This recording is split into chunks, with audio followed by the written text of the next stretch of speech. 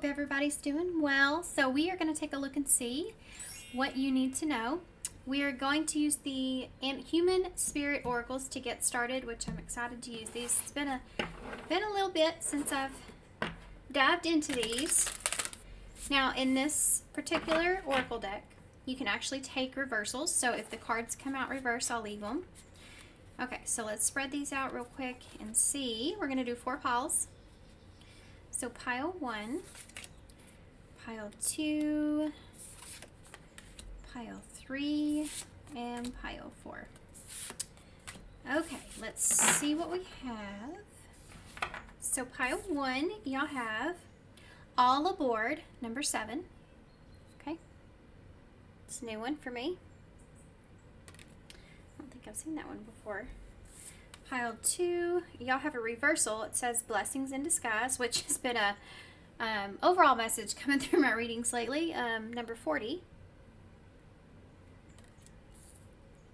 Okay. Pile 3, y'all have What Goes Around Comes Around. And it says What Goes Around Comes Around. Number 4 here. I don't know why I felt the need to read that twice. And then you also have Karma Act number 2 on her. Or a necklace or whatever that is. Okay. So that's also a reversal. So pile 4, y'all have another reversal, number 41. Pull yourself together. Okay. Alright, guys. So like always, there's a little bit of an intro. A little bit of a meditation after the intro. Bear with me, I just got out of a really deep meditation. I'm coming back to it here. And y'all keep in mind, these are general, so only take what resonates. If you can get advice from this, that's great. If you feel like it's, causing more harm than good, then definitely utilize the ability that you have to click off this video. I'm here to bring messages that are helpful, not hurtful. So always remember that and keep that in mind. You may be getting into a pile. It may sound familiar, but you don't feel like it's quite your story. Think about it for a second and see if that may be fit with somebody in your life that could benefit from any kind of advice that may come through or awareness. And that's it. So timestamps for everything will be down below. And that meditation will also be timestamped down below if you want to pause it right there. Make sure that you're setting your intentions. Always meditate at least, or just set your intentions however it is that you do that for whatever messages you need to hear for your highest good. That's very important. And okay, so timestamps for everything will be down below, and I will see you at your pile.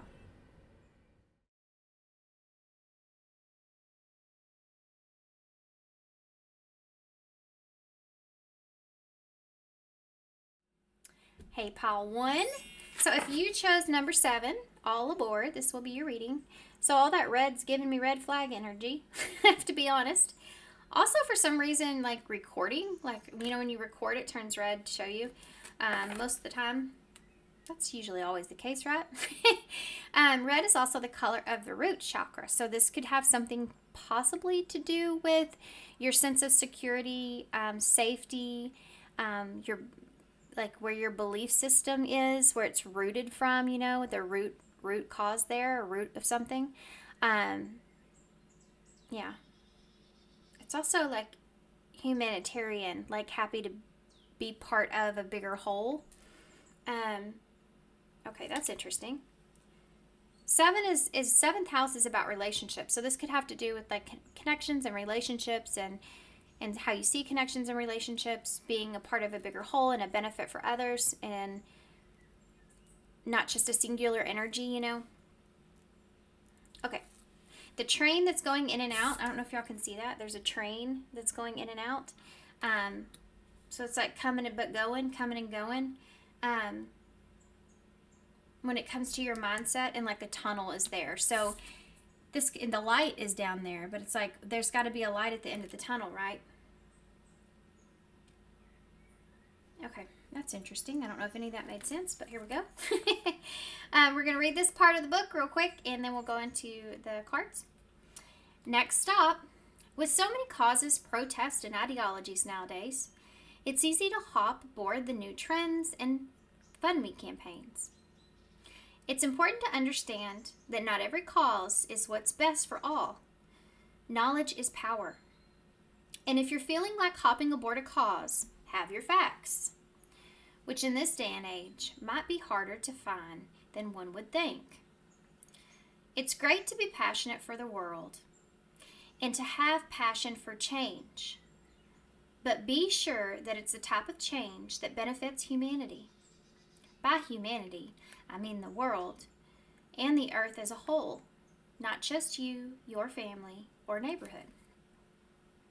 We aren't saying don't mow your neighbor's lawn or don't volunteer for the co-op, but when a cause limits the rights of others or dictates the choices of people, then let's get knowledgeable about all the facts.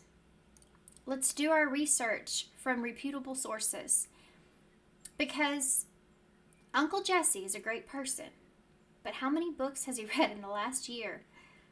With social media blaring at you with you should believe, what you should support, it is hard sometimes to find the right track to the best train out of the station.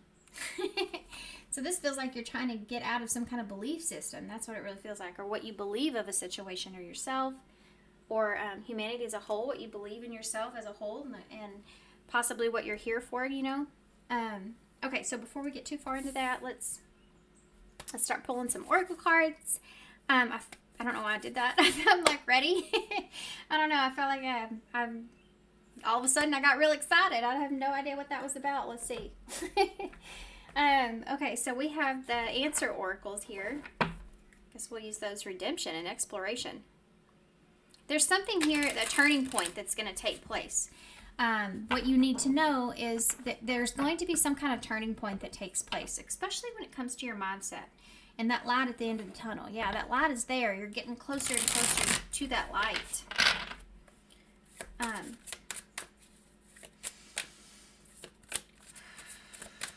Tell me about pile 1, please. What do they need to know? You have to know when it's time to leave the station. Yield. You have to sometimes force yourself. Surrender and accept. You saw promise there as well. Making an oath to yourself. Making a commitment to yourself that, you'll leave the station when it comes to this trying to figure out things or trying to find the light at the end of the tunnel. Okay, so what does pile 1 need to know? Whoa, whoa, whoa. We have surprise. You have family and manipulate that came with it. I'm going to put it beside it, but these two came out together. And most importantly, family was on top of manipulate. So it's like hidden. Surprise, family, manipulate. So, this seems interesting. If this doesn't resonate, simply click off. Maybe it's not your message. Don't try to force it. Don't try to force the message to your life, to your story. If it's your message, it will click like this as you go. There may be some things here and there that you're like, that's a little off. But just know that these are general, not personal. So it may be a few things here and there that doesn't make sense, and that's okay if in general the reading as a whole does benefit you, right? Okay, so let's see. What do you need to know? We have surprise, unexpectedly, another way, beyond imagination. We have family here, roots, bloodline, and togetherness. And then we have manipulate, use, agreement, and strategy. So it's interesting that actually as I'm filming this, it is Thanksgiving. And family is something that comes to mind. With this unexpected or beyond imagination or any way, I'm not getting a good vibe with family being part of this manipulation. So I do feel like maybe you're trying to get out of, when it comes to the light at the end of the tunnel, there's something here to do with getting out of deep water is something that's sticking out. Why is this family like in the water? Like they are. I've never noticed that about that card. So that's important. Getting out of deep water, or getting out of hot water, or getting out of water here when it comes to family. Manipulate though. Now this could just be about strategy, of course, but I don't like the whole family and using being here next to one another. Like an arrangement, family manipulating you in a situation when it comes to something unexpected. You're not expecting this.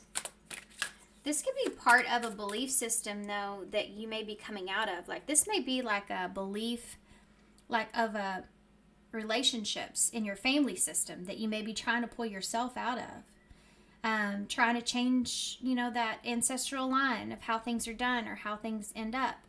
There's something here to do with connecting how maybe in a family dynamic or in like an ancestral line, it's like already arranged, but of how things are going to play out, and you have to kind of pull yourself out of that and do things a different way, and that takes a lot of courage and strength, of course.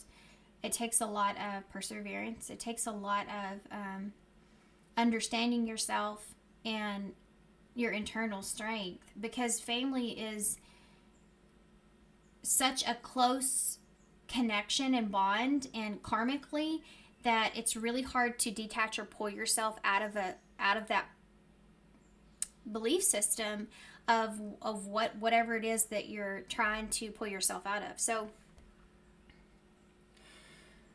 I don't know why I just went into all that, but somebody needed to hear that. So let's keep going. I need to pull myself back a little bit. Yeah, generous. Give with an open heart, offer without exception, and unconditional love.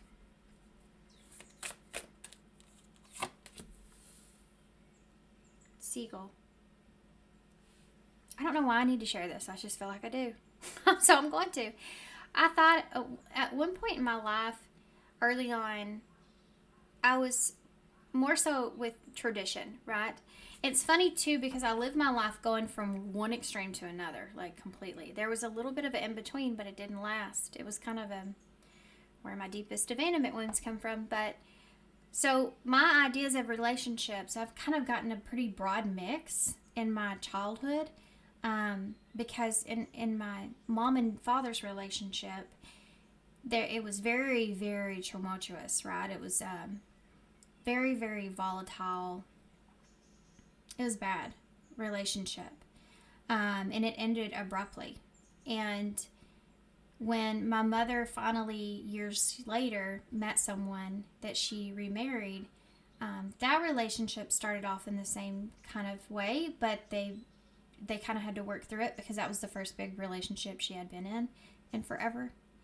And she, they ended up both passing away in a plane crash when I was 16. So I had to go live with my grandparents, who had been married for, 40 years, 45 years at the time, and very different dynamic, with one another. They loved each other dearly, and they had also spent all those years together learning each other's love language, and that's gonna make me cry, because they're both gone now.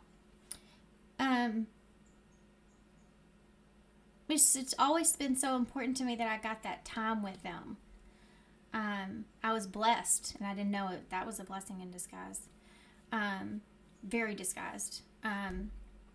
But so I've seen like different relationships, and I think that last one was my grandparents, and that was the one I wanted. It was like I had to pick from those three. That would be the one that I really want.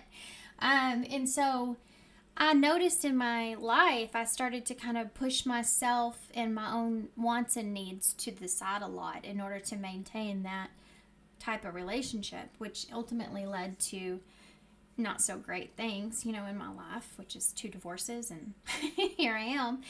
But in all honesty, I am truly the most authentic person as of who I am today, because the years that I've spent really figuring out who that person is, and I didn't know, because I kind of leaned towards more that traditional mindset of that relationship, and idealizing that, because that was the best thing I've ever seen.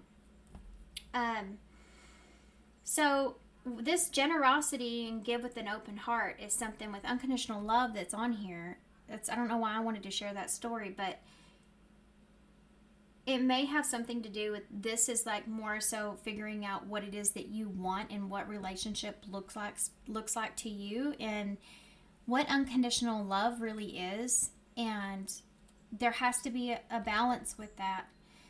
Still, every single thing has a balance, and even unconditional love has to be balanced. You know, I think when we see unconditional love, we see it as something that is one way or the other, or very overly giving, you know, unconditionally, like no matter what someone does or says or anything, that you kind of just, you're just there and love them. And, you know, that's an old belief system, I feel, but some people still, I think, kind of lean towards more of that belief. But in my eyes, sometimes there's tough love, sometimes there's hard love, and that's so very important, you know, just like it is to love them to pieces. And we can look at that with our children. And that was my point of this, is I've noticed, and as I've gotten older, I don't want my children to experience the things that I've experienced. And the only way I know to show them that is through loving them in that balance. If you were to completely, unconditionally, in a negative way, to a child, they're going to become what? Entitled. You know, they're going to become, like, that's humanity here. They're going to become someone in the world that is hard to be in the world, hard to deal with, you know, has a hard time too, and I don't want that for my kids either. So, but I can't just not give them anything either. There has to be that balance of, you know, when you're raising a child, the discipline and how that's tough love, because it's going to shape and mold them to who they are, and it hurts your heart sometimes. You know, I have such a hard time being both the father and the mother to my kids always, really, most of the time, and most all the time, actually. That was really hard for me because I am a Cancer, and I love hard, and I give everything and nurture, and of course I'm going to be that way with my kids. The first couple of times I had to really discipline my kids without that added extra support on my own. I remember I just cry. You know, I cry as I'm getting onto them, which is probably so traumatic for my child, but I've gotten past that now. But it was so hard for me to be hard on them. But then I realized that's like the best thing ever you can give to your child. The best thing ever. Because when they grow up, they're actually decent, honest, loving, supportive human beings. Anyway, I'm going to have to put a timestamp in there for this long story that I just told. But I hope somebody, I don't know, I feel like somebody maybe needs to hear it. Tough love could be part of this generosity here. And when, you know, it's hard when it's family, that's real important as well. You have this freedom here, though, releasing yourself. You know, releasing yourself from the restraints of family and manipulation around family could be something that's definitely here. So giving with an open heart could be actually doing something for yourself despite maybe what others want for you or want you to do. Like hoping to do things another way is definitely something that's here as well. Wanting your freedom. Okay, let's see what the bottom of the deck says here, and then we'll go on to the tarot. Betrayal. Oh, man. Okay, so sorry I had to pause. So we're going to use the Essential Tarot to get into your pile. So we have betrayal here with breakup, divorce, infidelity. This could have been part of this, you know. For some of you, this has to do with the relationship. But family could be involved if there's divorce here, obviously, right? And that water, being in deep water, being in the trenches, being in your emotions about something, being deep in your emotions. What's under this? Sunset. Decline, fade, and aging, an exam. I do feel like that maybe your emotions are starting to decline about something. And you're starting to get to a stage where you can better look at a situation and kind of analyze it the way that you need for what is best for you and what you need to do for yourself. What's surprise here? for what Pile 1 needs to know. You have an Ace of Swords in the reverse. So there's something here. This unexpectedly energy with the egg. There's something here that is unknown to you at this time that you need to understand, that you maybe possibly can't see at this time.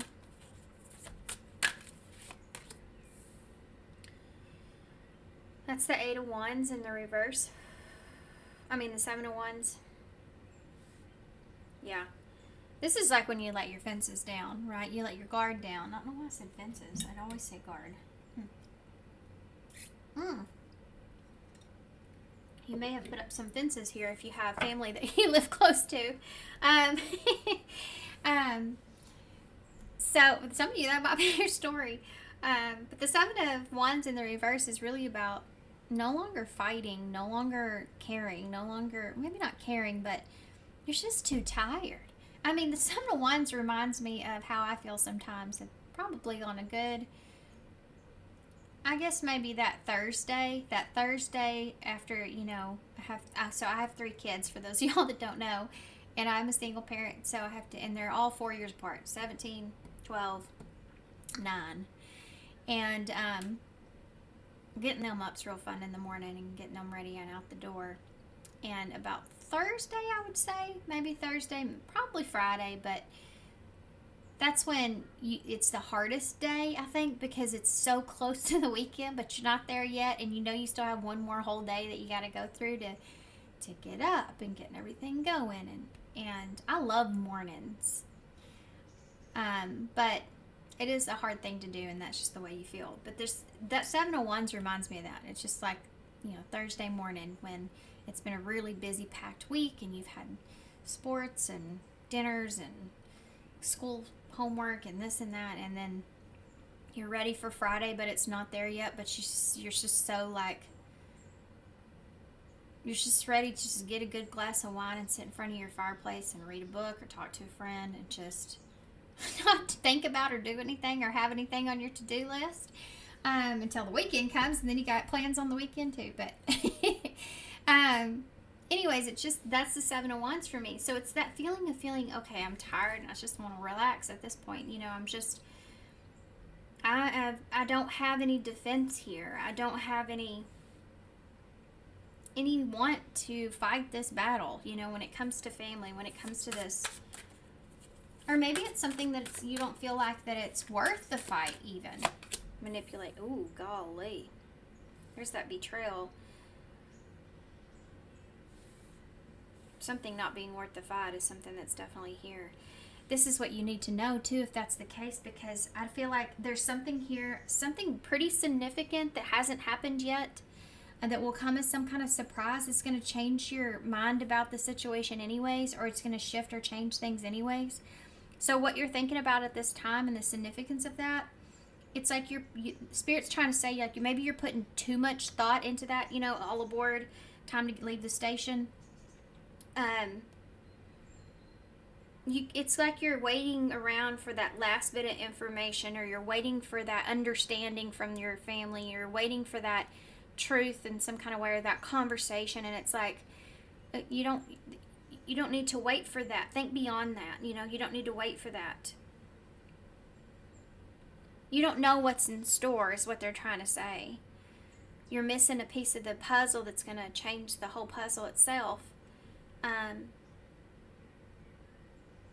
And trying to be in this energy here of trying to figure this out, of trying to make sense of it, or trying to fight this battle is only hurting you.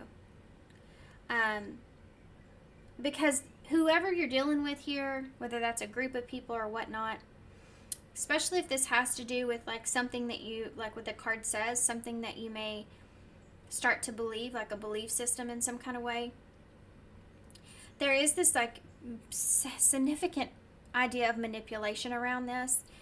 With this 3 of Swords, that's the betrayal, the 3 of Swords here being with the manipulation. So there's like a huge manipulative betrayal around this. And it's very present and it's very real. Why is generosity here? You have the King of Swords.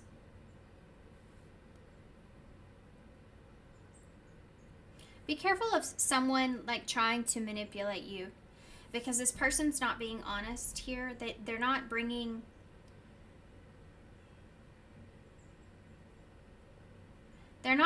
truth to the situation. He even's holding that sword behind his back in that card, which makes this looks like to me, even though he's upright, it looks like somebody with the generosity that would be generous, it seems, in front of them, but they have that sword behind their back. So they're still holding some kind of truth back, or they're not willing to look at something, or they're not going to see your point of view. You know, it's that kind of feeling. Aquarius energy, which Aquarius is what you know. I don't feel like your goals in this situation are the same as the others. And that's going to, where you at? You know, where's that going to leave you? Why is this seagull here? Did I even say seagull when that came out? Whoo, Lord, help us. We have the Tower. Scorpio energy with the seagull. That's freedom. That's survival, fearlessness, perseverance, and cunning. Okay, hold on a second. Something's happening here. Why is that Ace of Swords? Hold on. That's the Six of Cups. There's a soulmate energy here. Something from the past. It's the family here. That's a big part of it. Family. You may be around family you haven't been around in a long time. Something may get brought up.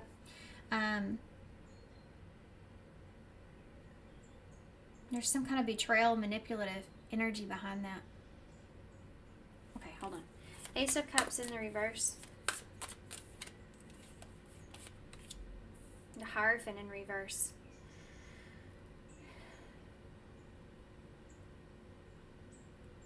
If this is other people, this is someone, whoever this is to you, there is whatever you're seeing is not, or whatever they're trying to convince you of in some kind of way, I don't know. There's not a truth behind this. This is a very rebellious card too, so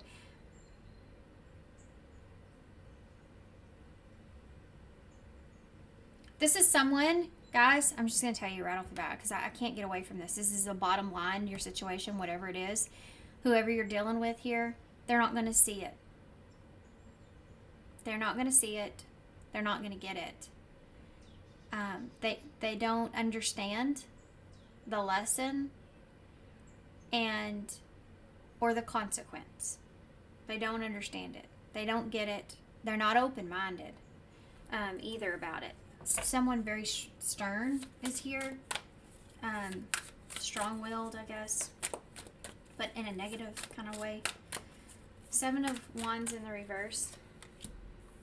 Yeah, the Three of Pentacles.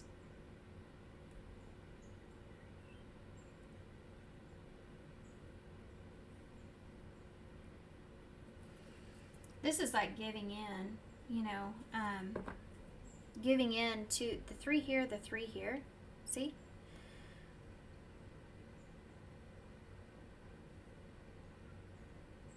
It's also kind of like not being able to, this is like someone letting their guard down and wanting to work on something. And this could be your energy, this could be this could be this person.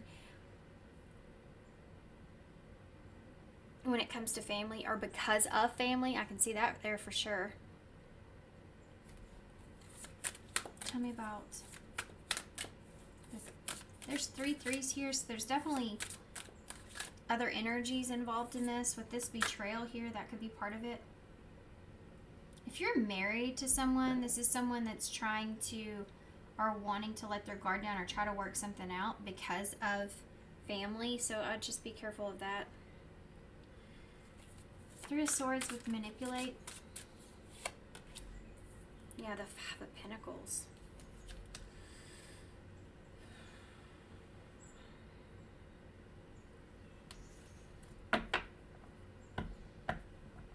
Taurus energy here with the Hierophant. I don't know if I said that.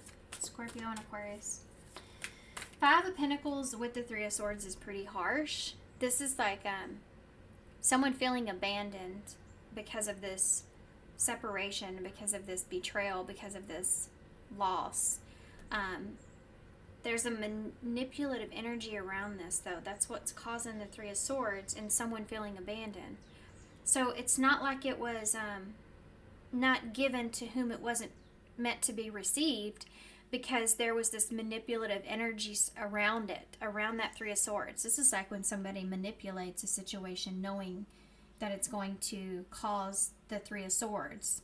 You know, when they use someone, when they have this, you know, manipulative kind of agreement in some kind of way, or there's this strategy that they use where this is like when someone manipulates you,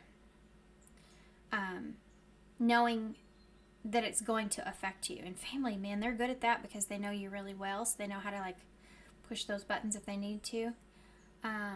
Be very cutthroat, right? So, but this is, be careful if this is someone that, because this can be someone that can communicate things to you knowing well how to affect you emotionally. So this does kind of feel triggering. I would be careful if that hasn't happened. This hasn't happened yet, because that's something that you need to be aware of, is a high possibility. Just leave the station, okay? I mean, why is that King of Swords here with generosity? The Queen of Pentacles. This is very much someone that feels as if they are being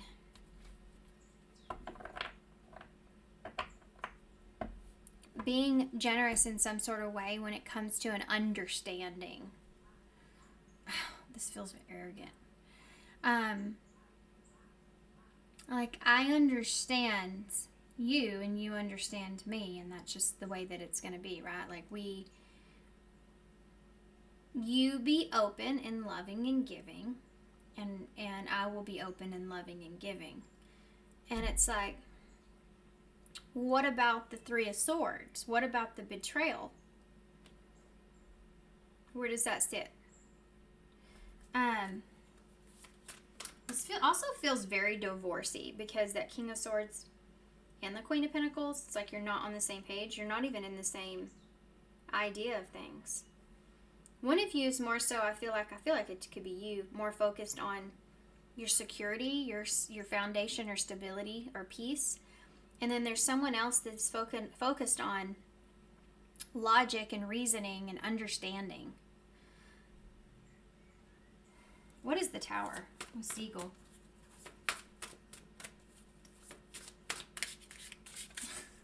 I have to point this out. These women.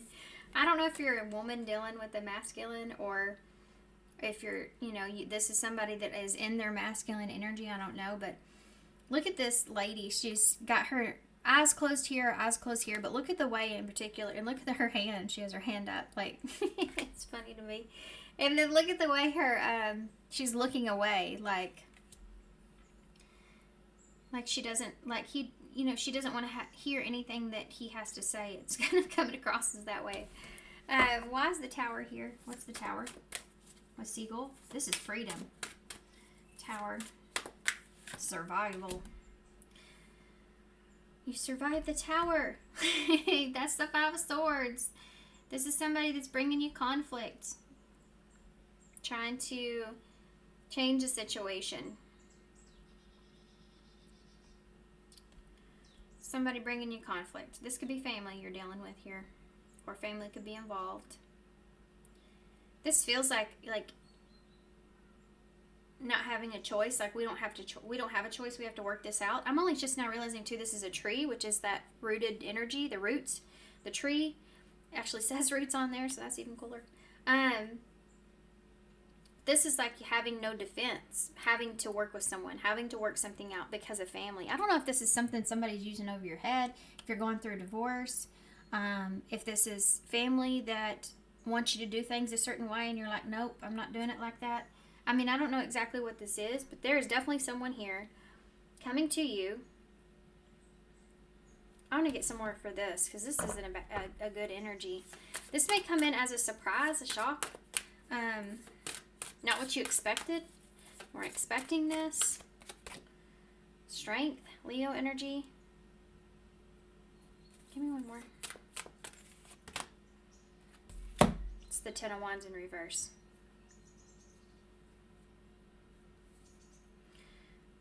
Okay, so this is an energy that's coming across as very how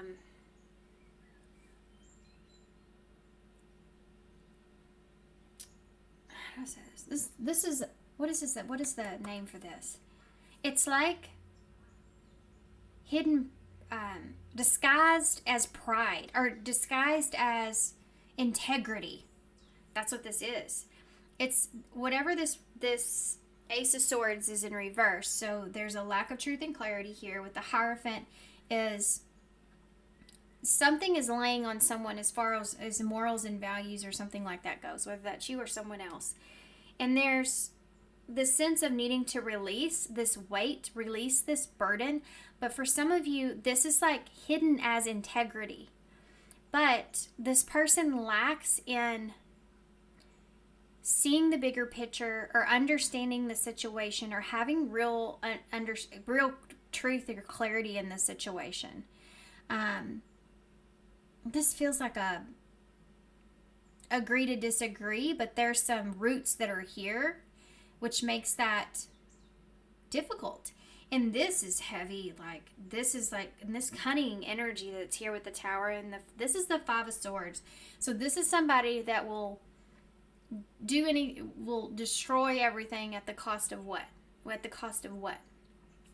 This is somebody that is going to start a fight with you, start an argument with you, just to see the Tower fall. So if you're coming in a position where you're in this strength or you're in this Queen of Pentacles here, and you have this sense of stability or strength around you, where you're, the Queen of Pentacles protecting her peace, prioritizing her stability and her comfort and her sanctuary, and this is someone that comes in, then this would be like someone causing a conflict around your peace and stability. And this survival is here pretty strong. So let's see. Surviving the Tower.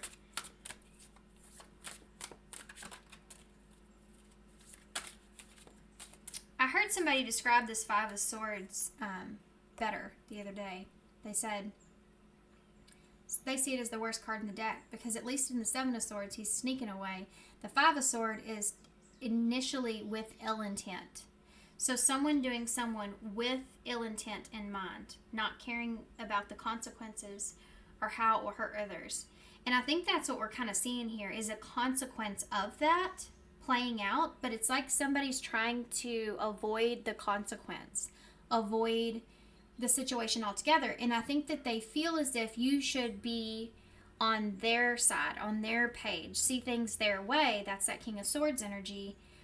But this person still has a knife behind their back. They still have a lack of understanding, not seeing the bigger picture behind their back. They didn't learn a lesson here. They're not learning the lesson here.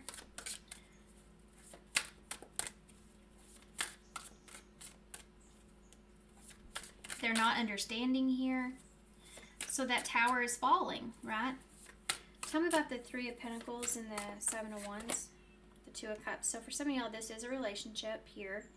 This is somebody I feel like that's wanting to have some kind of contract or agreement with you. So if this is family, that could be that. And they're wanting to have some sort of, like we have a contract here.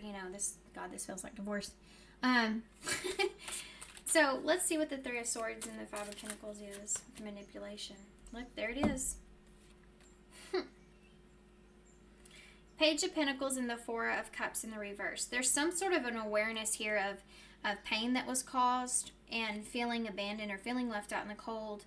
There's some sort of an apology perhaps around this, or an opportunity. The Page of Pentacles is also a lesson. So this could be somebody expressing some sort of lesson here around being aware of something of the past, maintaining the sense of pain. So this is somebody that feels like they're offering you something. So Four of Cups in reverse can also be like where you kind of release the past altogether. So let's just leave the past in the past. We won't worry about that. Come on, let's just, you know, the person that's always so quick to say, come on, let's just get over it. Can we just get over it for the kids? Let's just get over it for this. Let's just do this. They want you to push, push, push. You know what that says? That tells you who hurt the other person. Because the person that's saying, come on, let's just get over it, let's do this and this, you know, gaslighting you and everything else for putting boundaries up or feeling the way that you do, that's because they're not hurting. Because you didn't do anything to them, they did something to you. It's very easy to read. It doesn't take a genius to figure that out. That's kind of what you're seeing here. Is like someone or family, you know, whatever this is, trying to get you to say, okay, just forget about the past. Forget about these 3 cups that were spilt here. We have a cup here now. I'm here now. You know, it's that there. But this is also like, there was like a heavy, significant manipulation there, which leads to lack of trust and stability and a need for boundaries, right? So King of Swords, Queen of Pentacles, generosity. There's the cups that are spilt, as just said. Now you have 5 of Cups. So this is about moving on. This is about mistakes, regrets. This feels like a feeling of regretting even communicating anything. You know, regretting expressing emotion, regretting the whole situation altogether. It's crazy on this card, though. Normally there's just 1 cup that's being... No. There's always 2 cups. Here you have that 1 cup, which is the sun, which is the truth, the clarity. See, I feel like this person's bringing you, or this family, they're bringing out some sort of truth, but it's a truth in a way or shape that they have manipulated it to benefit them in some kind of way, or to, like, give you just enough information. Does that make sense? This feels like somebody that, like, they hold on to a big truth of something, but they'll only give the pieces to you that make them still look decent, or look like the situation is believable in some way. They're not giving you all the facts. Remember what this card said? It said, make sure you have all the facts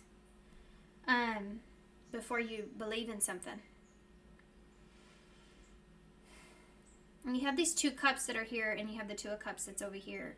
So that 5 of Cups is the regret.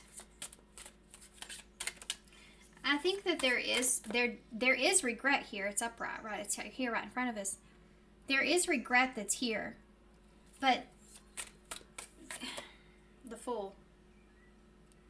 Forgive and forget, huh? The Fool starting over. It's a clean slate.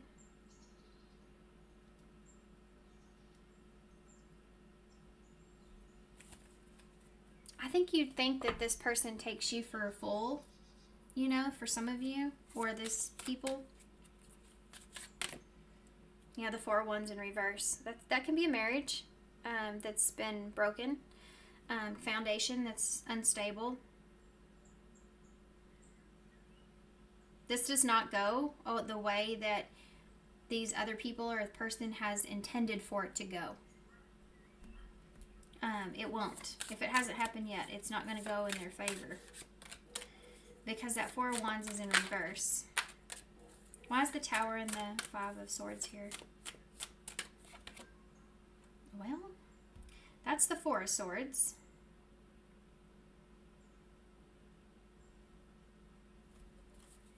After this Tower, with this conflict here, there is this, like, you do survive this, but it gives you a lot to think about with that 4 of Swords being there. It's a period of rest. Page of Wands in the reverse. Yeah, that's when something doesn't go the way that you intended for it to go, right? The Lovers in reverse.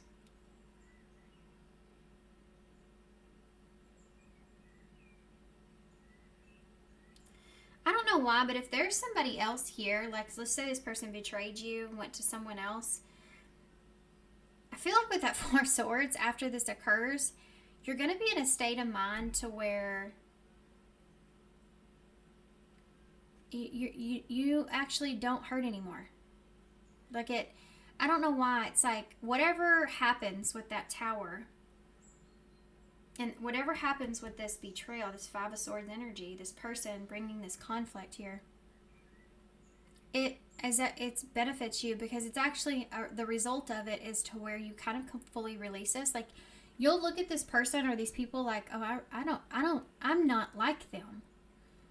I really am not like them. I really am not like this person. We really do not connect. This is not someone that I want to, that's like me. This is no longer being interested in seeing someone as a choice or wanting a situation, and breaking yourself free from that. Oh, you have the Six of Wands that just fell on the floor. So that tells me two things. I feel like this is you recognizing what is going to be the most beneficial for you. And I also feel like this helps you to kind of succeed, to get over, to move on from this understanding. That tower can also be like a huge wake-up call of this betrayal, the Five of Swords. The way that these people or this person comes across, it just kind of solidifies what you've already imagined or been thinking.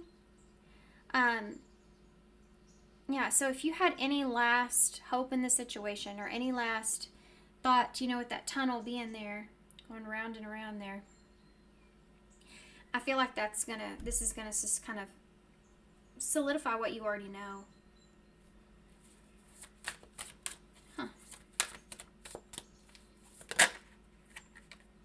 High Priestess in reverse. I was just sitting here thinking about this Ace of Swords. Whatever this person's keeping hidden from you, or they feel like they're keeping hidden from you, or there's something here that has not happened yet that will happen, that will have it will change the way things are right now, and you're just not meant to see it yet. Whatever that is, it will come out into the open. So something will change.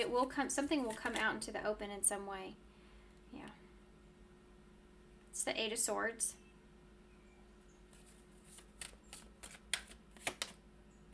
Queen of Wands in reverse. This has something to do with someone else.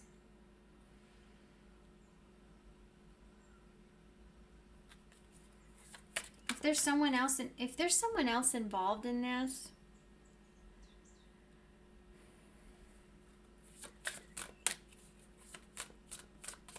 what is the High Priestess in reverse? Hold on. Yeah. Two of Swords in reverse.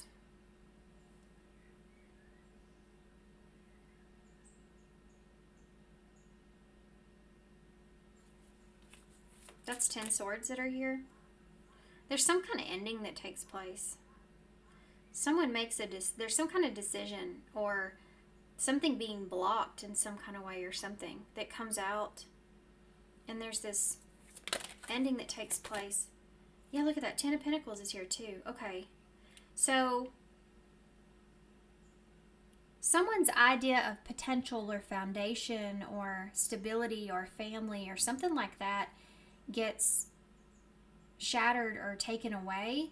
That's what hasn't happened. That's what you can't see yet. I don't know who this is. This Queen of Wands in reverse. The Knight of Pentacles in reverse. Okay, so it may be someone and someone younger. This could also be a child here as well. This is also about you having to make certain decisions for yourself. Not knowing what's going to happen, just knowing you need to make certain decisions for yourself, for your overall peace of mind and stability. And someone else might not completely understand or agree with it. That Four of Pentacles in the reverse is that freedom. Okay, there's that Libra energy there with the scales, the Six of Pentacles.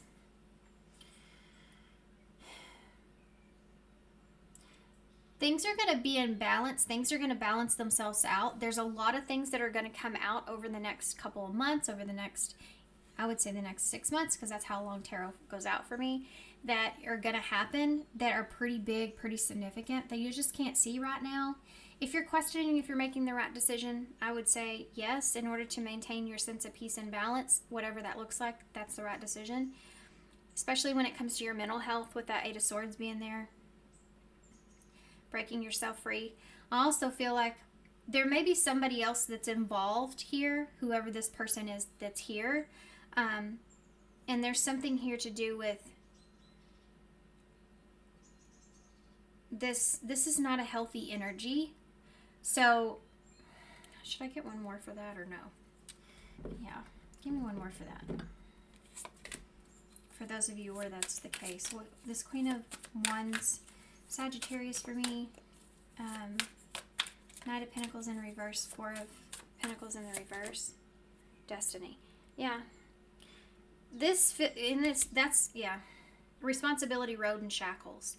That Four of Pentacles in the reverse, if someone is choosing to stay behind, or if someone, like in the family, you know, or choosing to believe something, or if someone's, you know, going in a different direction with someone, or whatever, I don't know what this is to y'all, it's different for everybody, but whatever it is, my flowers look so similar to that, don't they?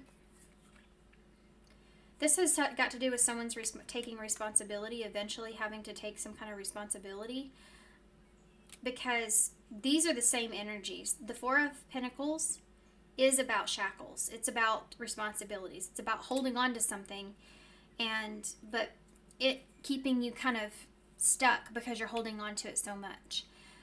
So it's like you wait to get some money, you finally get some money, but then you're afraid to spend it, and it's like, well, okay, so you don't have anything to show for it. It's just, you know, you're hoarding in the money. You know, it's like, what's the point in that?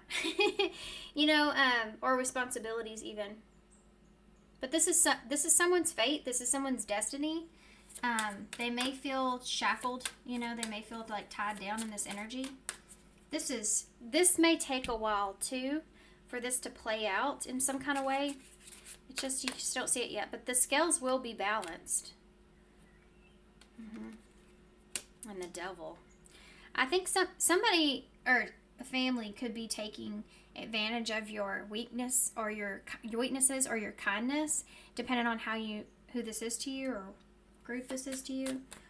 And you can't see it, but it will balance itself out. Just do what's right for you, or what's best for you in the situation. Look, limit, and that is limit. It says boundary, speeding, and exploration. And courage is there. You have to have courage, and loneliness, prosperity. Focus on your abundance. This lonely energy, you may feel lonely, especially if you're separating from family, you know, whatever this is, this emptiness, depression, and wondering, and gap period. But you have courage here. So having courage and bravery when it comes to setting boundaries is so important. That's what we're seeing. Set those boundaries, stick to those boundaries, continue sticking to those boundaries. Let me tell you a quick story. My first ex-husband I had two completely different marriages in my life. And my first ex-husband, I got married very young. I was 19, and I had my son at age of 23, and he's 17 now, and that tells you how old I am. And he's wonderful. He's a really mature, handsome, smart, sincere, and generous child, and he always has been, really. But his dad manipulated him so much when he was younger, and I struggled with that. I mean, it took us 2 years to get divorced, and that whole his poor childhood was just so awful. You know, I was married to a narcissist, a clinically evaluated narcissist, and he promised he was going to make my life a living hell when I got away from him, and that he did. And I told myself one day, whatever's meant to happen, let it happen. Because I can only put up boundaries. I can only fight so hard. If anybody that's ever been in that situation, you know that when it comes to a child and divorce, the other person gets their time with the child regardless. You know, you have to. The system is broke, by the way. But anyways, this is an example of that. Eventually, my aunt gave me the best advice ever. She said, Holly, you have to just let him be who he's going to be, and let your son see who that is for himself. Because then when he gets older, he can't say, well, mom made me to believe that you were this person. He gets to see it for himself, and as hard as that was to do, that was his path, because there wasn't anything else I could do about that. But yes, I did fight the battles I could fight, that is for sure. I've spent probably $100,000 in lawyer's fees to fight with him for my son. Not that he was trying to get custody, but he was just always causing hell. And eventually, he ended up doing something to my son that ended up being reported, not from me, and he ended up losing his visitation with him over it. And it was years later, and I was like, oh my gosh, I mean, that's devastating. I never would want my son to ever have to go through that, but that's what happened. But that's also what was meant to happen, and it totally changed the way that he saw him. And unfortunately, they don't have any kind of a relationship, because his father will not swallow his pride and his ego and have a conversation with his son. And he's 17 now, so he's not a kid anymore. And I stuck to my boundaries that whole time. I stuck to my boundaries. I taught him what his boundaries needs to be. He went to therapy. His therapist taught him about boundaries. So stick to your boundaries here. That's what I want to say. Make sure that you're being reasonable, but don't let anyone else come in and make you feel bad for having boundaries, especially someone that's already betrayed your trust. All right. I decompress. Let's get some advice. Even if that's family. Family, I'm telling you, they know what buttons to push on you. And some family utilize those buttons. Tell me advice. Early stages. So yeah, there's something to do with this is still in the early stages, and there's still a lot that you have to kind of work through here that you don't see. That sounds like a blessing in disguise, but 67 is here. You're still in the early stages of growth, but the long-term outlook is strong if you keep nourishing and engaging your talents. So keep nourishing whatever it is that you're wanting or that you're doing at this time, and where that's leading you is going to lead you into the place of long-term success or long-term growth, stability. Vibe check number 69. This is something that I feel like you're going to have to always do this for a while. It's like that. There are some people in our lives that we always have to bring ourselves back to ourselves, especially if they're manipulative. Don't let someone manipulate you. That can be really difficult. Bringing yourself back to yourself. Low vibrational energies are affecting your ability to manifest your best life. Clear the negative energy that's attached to you. So if you can clear it, do it. If you can't, make sure that you're always cleansing your energy regardless. Okay? I know in some situations you can't really, completely get away from some, but you can put distance and boundaries in place. Okay. Overall advice for call 1. You got 2 cards. Oh, I love this idea. I might post this on my community page for today, Thanksgiving. Name all the things that you love, like gratitude, Oh, it says, are you one of them? I give myself all the love and attention that I need. What's funny is I was so excited to start to name all the things that I love when I saw that, because I was thinking about doing that last night. To be honest with y'all, I wasn't thinking about myself. Were y'all? I should be, right? You should think about yourself. I give myself the love and attention I need. Yeah, because your struggles. Your battles. Nobody else knows those like you do.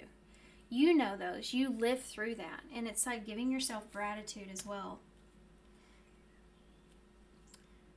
Okay. Am I focused on what I am losing or gaining? That's very important. Are you going through some change? Are you scared to let go because of what you might lose? What if it shifted your focus?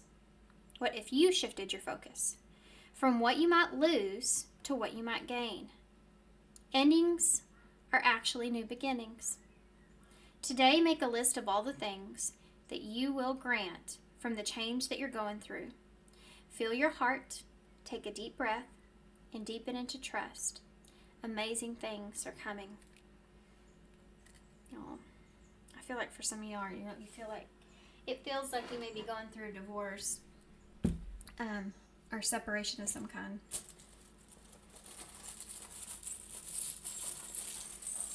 Okay. I have one charm in the bowl. It says, let your dreams be your wings. So focusing on your own abundance and focusing on what your goals are is I feel like really important here. Whatever it is that you really dream for the situation, make sure you're thinking about that. Like, don't get too far stuck into what you're losing in the situation that you forget to think about what your future could be. Because if not, it's like you're running into the same energy. You know, it's like a constant, like the train, right? Keep going back to the same station. Get off the train. Go to a different place. Go to a whole different station. Go on a different train. You know, think about what could that look like? Think about the peace that you'll have. Think about the stability that you'll have, the sense of security that you have. Whatever's important to you, you know. Think about those things. Because I think you're so far into this, I think you may be forgetting about that. Don't let this mess up what you actually see for your future, or any dreams or manifestation or something that you desire for yourself, or you deserve especially. Jordan is something that I'm seeing in the bowl, but JORDZZIK, 2 I's, J and a J and an N. And that's it. Oh, goodness me, guys. Okay. Whew. So, thank you so much for being here. Thanks for all your love and support and kindness, of course. I really hope this helps. Good luck to y'all, and I hope to see you soon. Bye. Hey, Paul, too. So if you chose the Blessings in Disguise, this is number 40. So 4 is about stability and foundation and security. 4th house is home, so this could have to do with home. This could have to do with your sense of security being rattled in some way. Blessing in disguise. You do have these masks here, so you may have been dealing with a situation that wasn't what you thought it was, or someone who wasn't who you thought they were. Okay, so let's read what this says from the book. And this is a reversal. You can take reversals in this deck, so we're going to read the reverse version in the book. It's very short. So it says, human. Pity party for one? Are you so stuck in misfortune and loss that you cannot see that this had to happen to make room for something better? Change can be scary and sometimes make you feel less worthy. But let's lighten up the grip and just let go. What haunts you that you must live in this misfortune? It's time to acknowledge what was lost and open your heart to the blessings of the universe. After all, we're just about sold out of your pity party decorations here. You have the black and blue butterfly that's here, which I mentioned in my last reading, and it talks about, a transformation. It talks about, blessing in disguise. It talks about believing in the transformation that you're going through here as well. So some of you may have really went through something that you feel like has really changed you, hopefully for the better. But maybe you just can't see that at this time, that it was for the better. You're kind of still stuck in a place of, that pity party energy, and I hate that word. I feel like it gets a negative, obviously, energy around it, or negative vibe around it. But if we're all honest with ourselves and we have self-awareness, we're capable of recognizing when we do get to that stage where it's like, okay, Sarah, right? You're hurting your heart so much at this point. It's time to really pick yourself up out of it. And that doesn't mean that that's going to be the first time you have to do that pep talk with yourself. You may have to do that over and over and over and over again. And I know it is necessary for you to work through the emotions that you feel, but you have to be able to know when you've been there for too long and it's time to pull yourself out of it. It's kind of like what I mentioned too, and I don't know if that was that pile of that reading or not, but that movie, What Dreams May Come, he goes to hell to save his wife to get her out, but if he's there for too long with her going through this pity party and stuck in that, and that's what hell is for her, if he sits there and goes in that energy for too long, he will forget where he's at. He will forget why he's there. He'll forget everything, and he'll go into that pity party with her, so his mind can go there very quickly. So this is about you needing to really pick yourself up out of that energy, whatever that looks like for y'all, and for whatever reason. This is some sort of a blessing in disguise, and it's really hard to see in the middle of it. I just saw process there, so it is a process. Give yourself some grace for that. It's okay if you find yourself back there, and pick yourself back up again. Each time you'll get stronger and stronger. Okay. Before you get to the point to where you don't even, you don't find yourself there again for a while. Okay. This feels like grief. Getting over something. Grieving. What does pile 2 need to know at this time? You have show and flirt. Fake it till you make it? What? I hate that phrase. That's something that came to mind. It says spotlight, express, create, radiate joy and enthusiasm. You have surprise here. Seduce, lover, and lust. Oh, we're going in a different direction. Oh, Spirit's taking us in a whole different direction here after I spit it out. All that thought about you being in that pity party energy and needing to pull yourself out of it.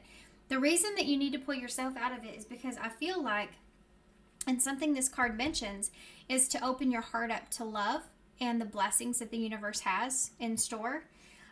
So there's some kind of unexpected, I feel like there's some kind of unexpected something that you're going to be getting. Now, this, I don't want to just label this because it's maybe different for everybody what this is, but I do feel like this is something that's going to make your heart feel good. So I'm going to kind of leave it at that. Something you're not expecting. Someone may be expressing how they feel here. Someone may be expressing something to you unexpectedly. May push you into seeing something a different way. You have the speeding energy here, so surge, flow, addiction. This, hold on, and hurricane. Blessing in disguise, right? And love is at the bottom. Appreciation, fondness, respect, and trust. Eternity and book. I feel like you have someone here that may come as a surprise.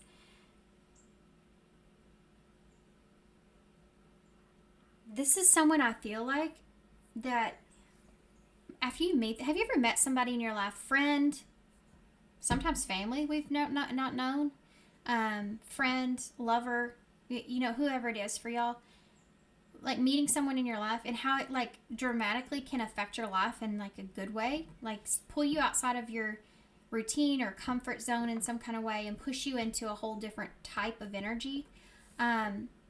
That's something that's here, that's coming for you. I don't know if this is actually a person. This could also be like a career idea that you have or something that, but this upheaval I don't feel like is a negative upheaval. I feel like this is like you're going to feel like this is like a hurricane that kind of comes in and then it's someone or a situation that you will feel really respected. You'll feel really loved and appreciated here. Okay.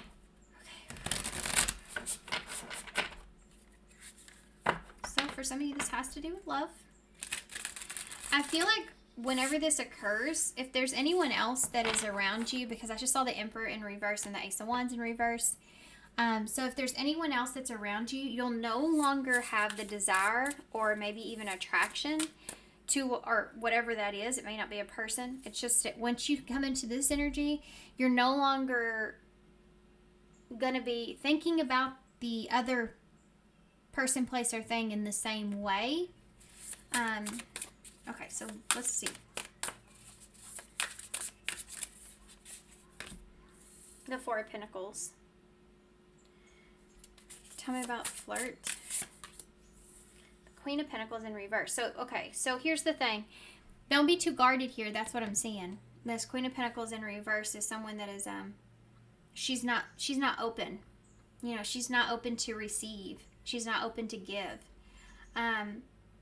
So with this Four of Pentacles and show, this could have to do with what you're showing someone, how you're showing or representing or showing up. You have a King of Cups in the reverse.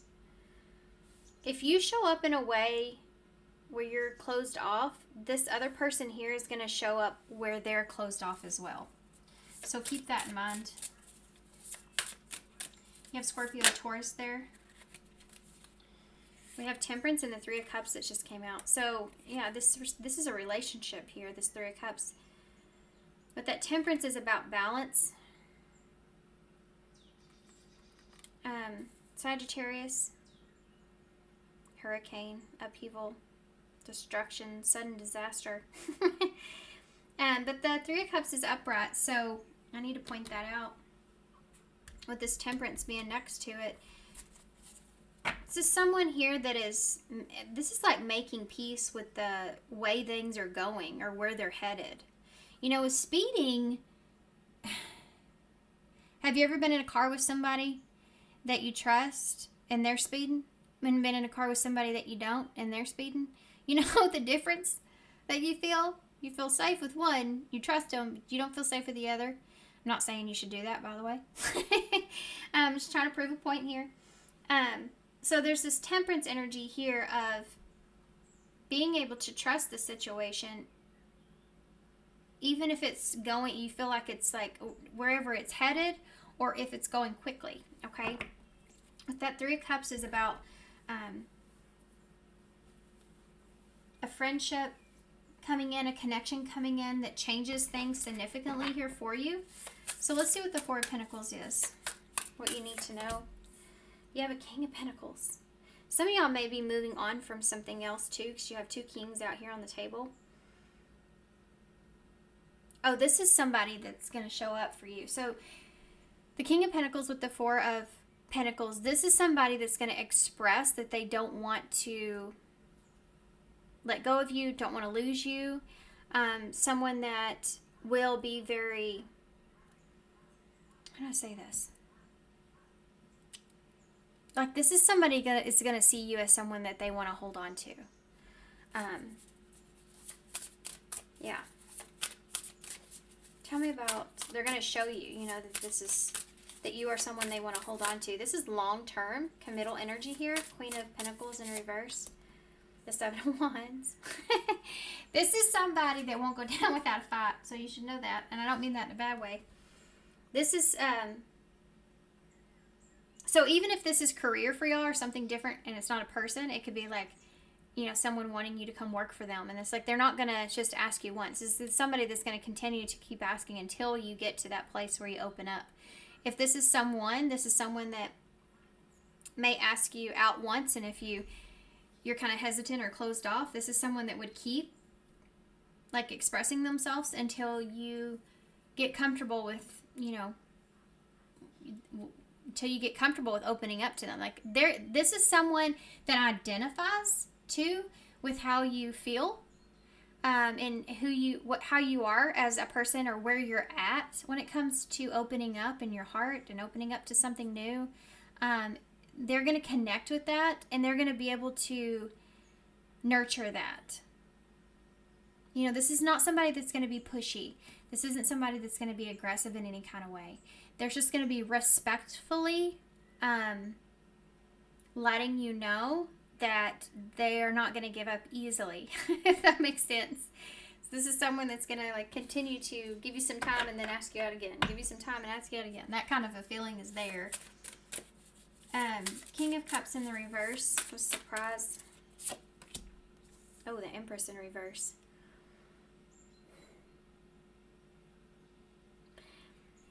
You may have been in a past relationship where you had someone that you couldn't really rely on, someone you couldn't really grow with emotionally. It could be that maybe that was a codependent relationship or something like that. And this is someone that this is going to be a completely different way from your past. You have Scorpio, Libra, and Taurus here, by the way, so if that helps for past energy.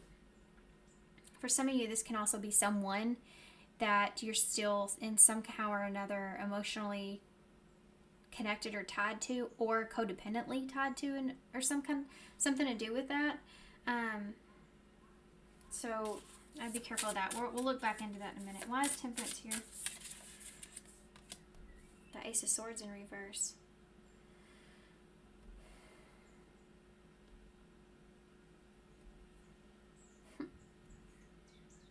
This is not knowing if you should trust a situation.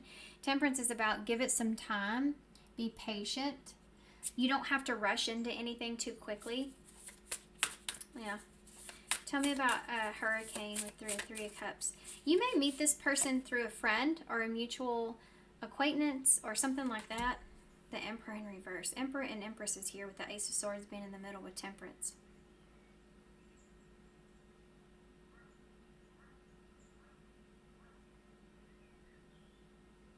There's a certain message that I'm getting, I'm going to say, but it may not resonate with everybody. This person that's coming into your life, or the situation, somehow or another they could be connected to something else around you that could cause some disruption if they were to pursue you in some kind of way. That's something that's here. That's definitely not everybody's message, but that is something that's here.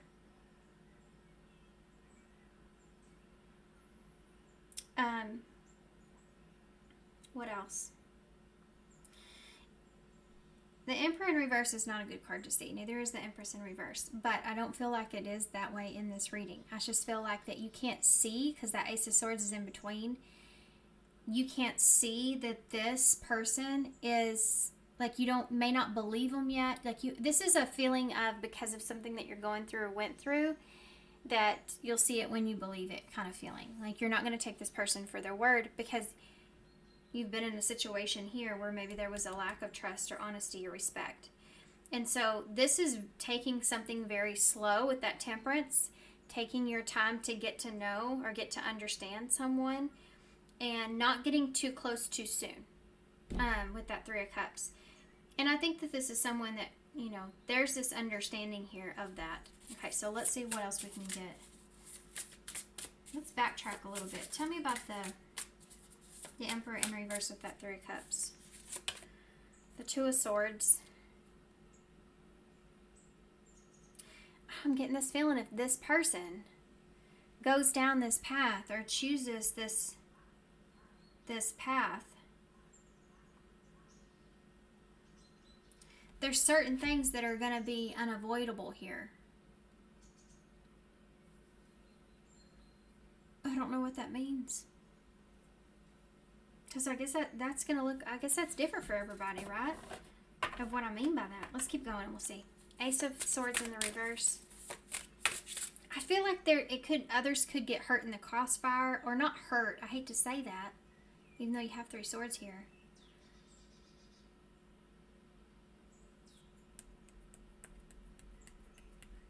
Let's keep going. Why is that Ace of Swords in the reverse? Affected. Others may just get affected in some way. Page of Cups. There's the Page of Cups. That's that flirtatious energy. The Page of Cups. What's the Empress in reverse? The Page of Pentacles in the reverse. Yeah, there could be children here as well. So maybe this is someone that you could, if you're dating, this can be somebody that you're taking it slow because you have children. You don't want to bring, it's just anybody around your children. That could be part of this. That Page of Pentacles being in reverse, though, it's not knowing whether or not. There is a cautious, cautious, cautious energy here coming from you.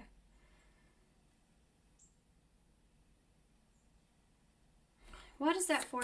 What's the... let's do the Seven of Pentacles, the Queen of Pentacles. Two of Cups in reverse.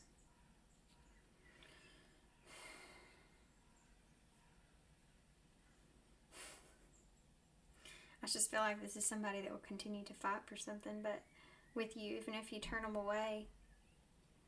But this is also somebody that's saying, let me show you, you can trust me. And they're convincing. I think they may put on some charm. But they are convincing in some way. For some of you, this may be somebody you actually already know that for some reason it didn't work out in the past, or for some reason like you never got that opportunity with them. I don't know. That's not everybody's story, but that's something that is there. Tell me about that King of Pentacles and the Four of Pentacles show. Ten of Pentacles. I'm telling you, this is somebody that wants to show you, wants to prove something to you. They know you're guarded.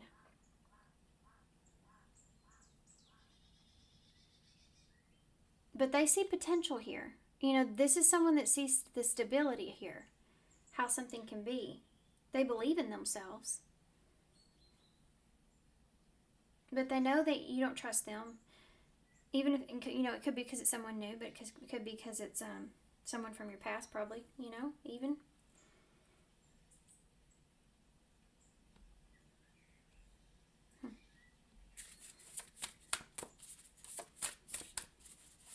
So, what is this overall reading? I feel like it has to do with you opening up your heart. Tell me about that for Paul 1. Yeah, the Magician in reverse. Not trying to control the situation. Virgo and Gemini. Yeah, the Knight of Cups in reverse. You have an Ace of Pentacles here and the Seven of Cups. Okay. You have an opportunity here. But don't get in this, like this pity party kind of energy, blessing in disguise. Don't get too far into this. So this feels like when you're still processing or releasing your past, or you thought, like this feels like too, like when you think you're like over it and you're doing good, and then you meet somebody and all those triggers and emotions get stirred up again, and then you find yourself being very, very protective, not knowing if you can trust a situation. And there's just saying, instead of closing yourself off altogether, like, because this is somebody that Spirit's like sending you that is willing to put up to fight, willing to fight for you. And that's good, because I feel like you are going to put up a fight as far as protecting your peace, or protecting your, your family even, or your relationships. But it's just kind of saying, don't let your past hurt your future, and keep yourself open here, because if you try to control the situation or this opportunity, you may find yourself in a state of confusion where you don't know what to believe. So if we have the past and we're projecting our past onto like a new person or onto a new situation, then we're carrying that along with us. And yes, there's good lessons and things that we've learned, but that, because you've experienced that, doesn't mean that's what you're going to experience in the future. You have to be able to move in that new space, knowing that, okay, I've learned some things here, I won't do that again. I know where my boundaries are here now, so I can slow down when I need or whatnot. I understand and I know myself enough to know that I don't want to hurt myself by blocking myself off from the blessings that the universe is sending me.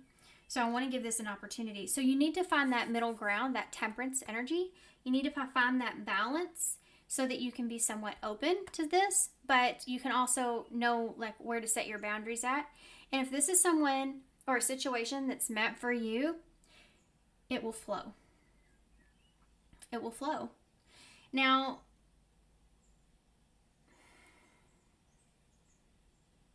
I don't know why I want to say for some of you, I feel like this person's kind of taking a bit of a risk. So this may be somebody that's a friend for some of you, but they are making this decision.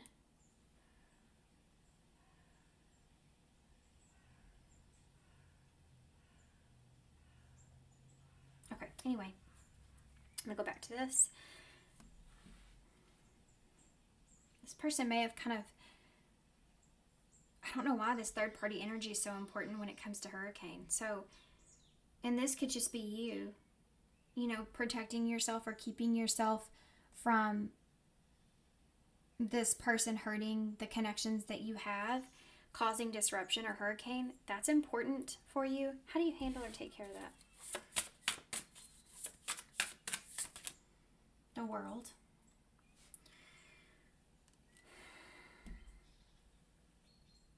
What does that really mean, though? The world, it's consumed of like a fixed energy of you know, like a cycle being completed or over. It's a conclusion, a chapter. So don't close yourself off here. So let's just say, I'm just going to give you this an example because this is what's coming to mind, of course, for me. Let's just say you have an environment that you love. You know, you have your friend group or your family, your kids are important here. And someone comes along and you've had not so great situations in the past with others. And so you want to protect what you have around you. Those connections that you have are important. I don't want this to disrupt the connections that I have. It's very important I maintain these connections. But if you're in that space to where you're doing that and you're not allowing yourself to kind of see a possibility of including someone else along with you in those connections, in that space, then you're really blocking yourself from having any kind of positive change that you want. So it's just saying make sure that you're paying attention to that and you're not allowing something to happen. Tell me about the Magician in reverse, because I feel like this has to do with control. Yeah, the Ten of Wands. Yeah. That's a lot of weight to bear, is trying to take control of everything, right? Trying to control everything. Knight of Cups in the reverse. This can be like, no, we're going to do it my way. My way is the way we're going to do it. And you have to be, there's a feeling of needing to be somewhat open-minded here, or a little more open-minded here. Knight of Cups in the reverse. The Star in reverse. So with that Knight of Cups in reverse and the Star, this goes back to that pity party energy. I don't know what happens here to you in this process, but there's some part of you here that kind of results back to this needing to control yourself here and take responsibility, and that putting you in a place to where you don't allow yourself to have any kind of star, any kind of desire, any kind of wish. What's the Ace of Pentacles?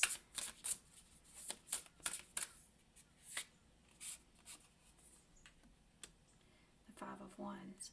This feels like, well, if this doesn't go the way that I want it to go, or if this person doesn't do exactly what I need, or if this doesn't happen exactly the way I want, then this isn't for me. And it's like, well, that's a really harsh way to be looking at everything, right? Like, because sometimes things happen out of our control or different from what we expect, and those are the best things that ever happen to us. So allowing room for that, I think, here is important. That Ace of Pentacles at that Five of Wands is an opportunity to compare. So I think that's what's really here. Allow for room for that. Like, okay, so let's just say someone new is there and you automatically start to assume that this person is like everybody else. You know, that kind of feeling is there. And it's just like, don't identify or project. It's saying leave room and opportunity for this person to compete with for you, to show you, to prove to you. That's the Five of Wands. Compare if you must, but make sure that you're not projecting. There's two very, very different things. Just because just because you dated someone that was horrible to you and they liked, long walks on the beach and and lobster, doesn't mean that this person that also likes long walks on the beach and lobster is going to be bad for you too. Is going to be the same bad person, So be careful of that. There's a lot of people that love long walks on the beach and lobster. Seven of Cups, because it can lead to this state of mental confusion, emotional confusion. Yeah, the Three of Pentacles, and can keep you non-committal, like not being able to commit to something, not being able to commit to the journey or a new journey. The Wheel of Fortune is here. So this is fated. This is meant to turn. The wheel's turning here. This is, it's funny too. I feel like for some of you, this could be somewhat good karma that's coming back to you, but you're like, in your protective energy and so cross to yourself and thinking about what's been done in this pity party kind of feeling that you're not seeing it for, hey, no, wake up, Spirit's like, wait a second, strength is here, you're ready for this, quit trying to juggle this past energy, of decisions that were made here. Think about where you are. So the strength is Leo energy, and the lady that's in the strength card is actually the Empress, and she's taming the line, right? That's the whole point of that. And so it's like you need to tame this energy inside of you when it comes to all of this, and not being able to make a decision or trying to make sense of the past or trying to include that into your future in any way. And just pay attention to the wheel, You're strong enough. You're ready for this. This is why it's coming towards you. Otherwise it wouldn't. How are you going to play that out? How are you going to play it out? Let's see. Let's get some advice. So let's start with these, and then we'll go on to Soul Truth Oracles. I'm interested to see what will come out with those. Those are like questions that you should be asking yourself. What can you tell me for pile 2? Whoa. Yeah, spiritual warfare. That's kind of what we're seeing here. It's like the devil's down here in the past going, no, stay here with me. It's so warm over here, isn't it? and your angels and the higher power is here and here, and they're like, no. You leave them alone. They are ready. They're strong enough. They're capable. And this spiritual warfare. So you have some people on your side. That's what I'm going to say. You have some higher power on your side here.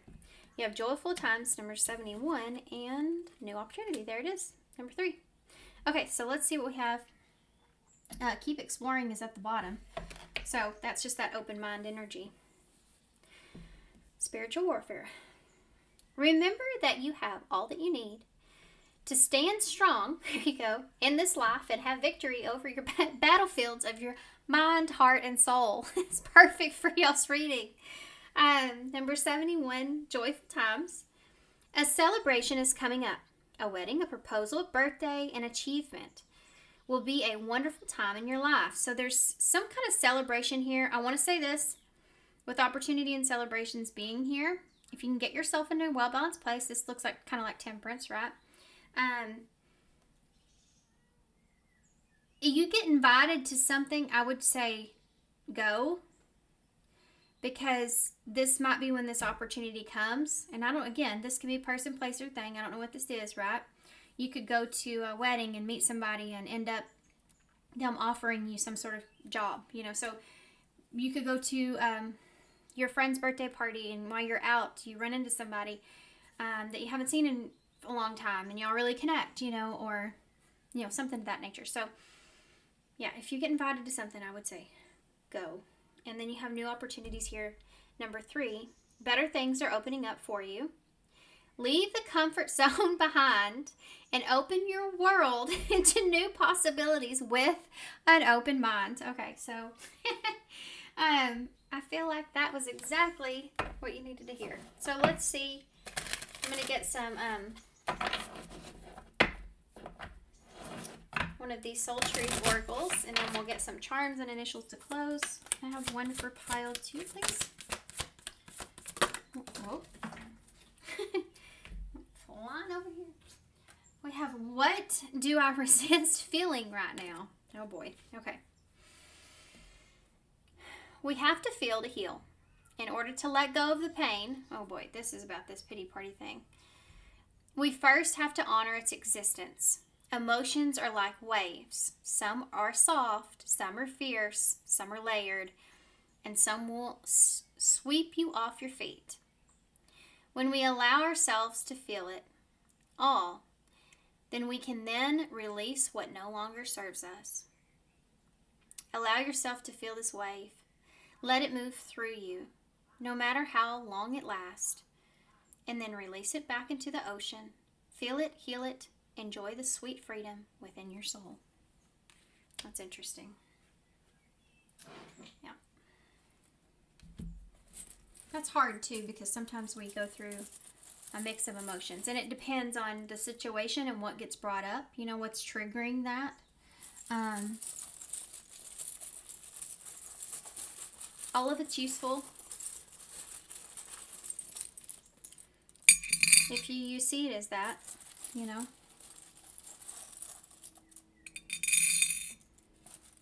Sometimes it helps just to tell yourself, yes, that happened. Yes, I'm here.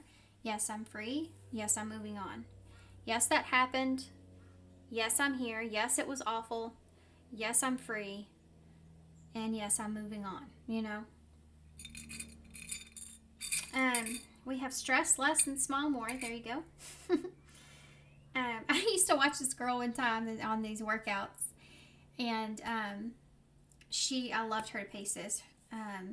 She's such a sweet girl, and I love how her life unfolded and everything. But anyway, she used to say in her workouts, smile, smile, because it tricks you into thinking you're having fun. Like, I was like, well, maybe you should try that with other areas of your life. Stress less and smile more. Be a nice human. Love yourself first. Life is what you make it. Yep. Mistakes are proof that we are trying. So it's okay if you make some mistakes. Just correct your wrongs, or know that, you've grown, you're changed, you're different, you learned, and move on. We have hashtags, so there's more under the surface. We have M or W. We have A, F, S, Z, C, W, and B. There you go. South Carolina could be important. Southwest is here too. Okay. All right, guys, I'm going to leave it right here. So hopefully this helps whoever needed to hear it. But thank y'all so much for being here. Thanks for all your love and support and kindness, of course. I hope this helps. Good luck, and I hope to see you soon. Bye. Hey, Paul 3. So if you chose number 4, what goes around comes around. So what do you need to know? Well, there's also Karma Act 2 right here. So this could be in reverse, like something's not over and done with yet. Something's still karmically working its way back around. So this is a reversal. We're going to read the reversal part. It says, ever heard of karma? What kind of energy have you been tossing out into the universe lately? Is it the best version of yourself that you want to show? Or are you walking around putting out poppycock? I'm sure that you're saying to yourself, come on, we all have off days. But even in those moments, we can make a conscious choice to send out a boomerang of what we hope to get back karmically. Remember that we're all in this together. We've heard that a lot recently, but the plain truth of it is, we are all we have, all of us together. So you woke up on the wrong side of the bed. Do you wake up and go to your local coffee shop and sneer and mutter because they're out of your oat milk? Do you take it out on the barista, for example? Remember, you just put a negative energy out into the universe, and now may have made another person have a lousy morning. If you wake up on the wrong side of the bed, think of all the blessings that you have, or could receive today instead of spreading around your hogwash. Remember, what you put out into the universe may not come back today, but will eventually make its way back to you. Do not get stuck on a merry-go-round of I can't say it. So, send out kindness, some love and peace.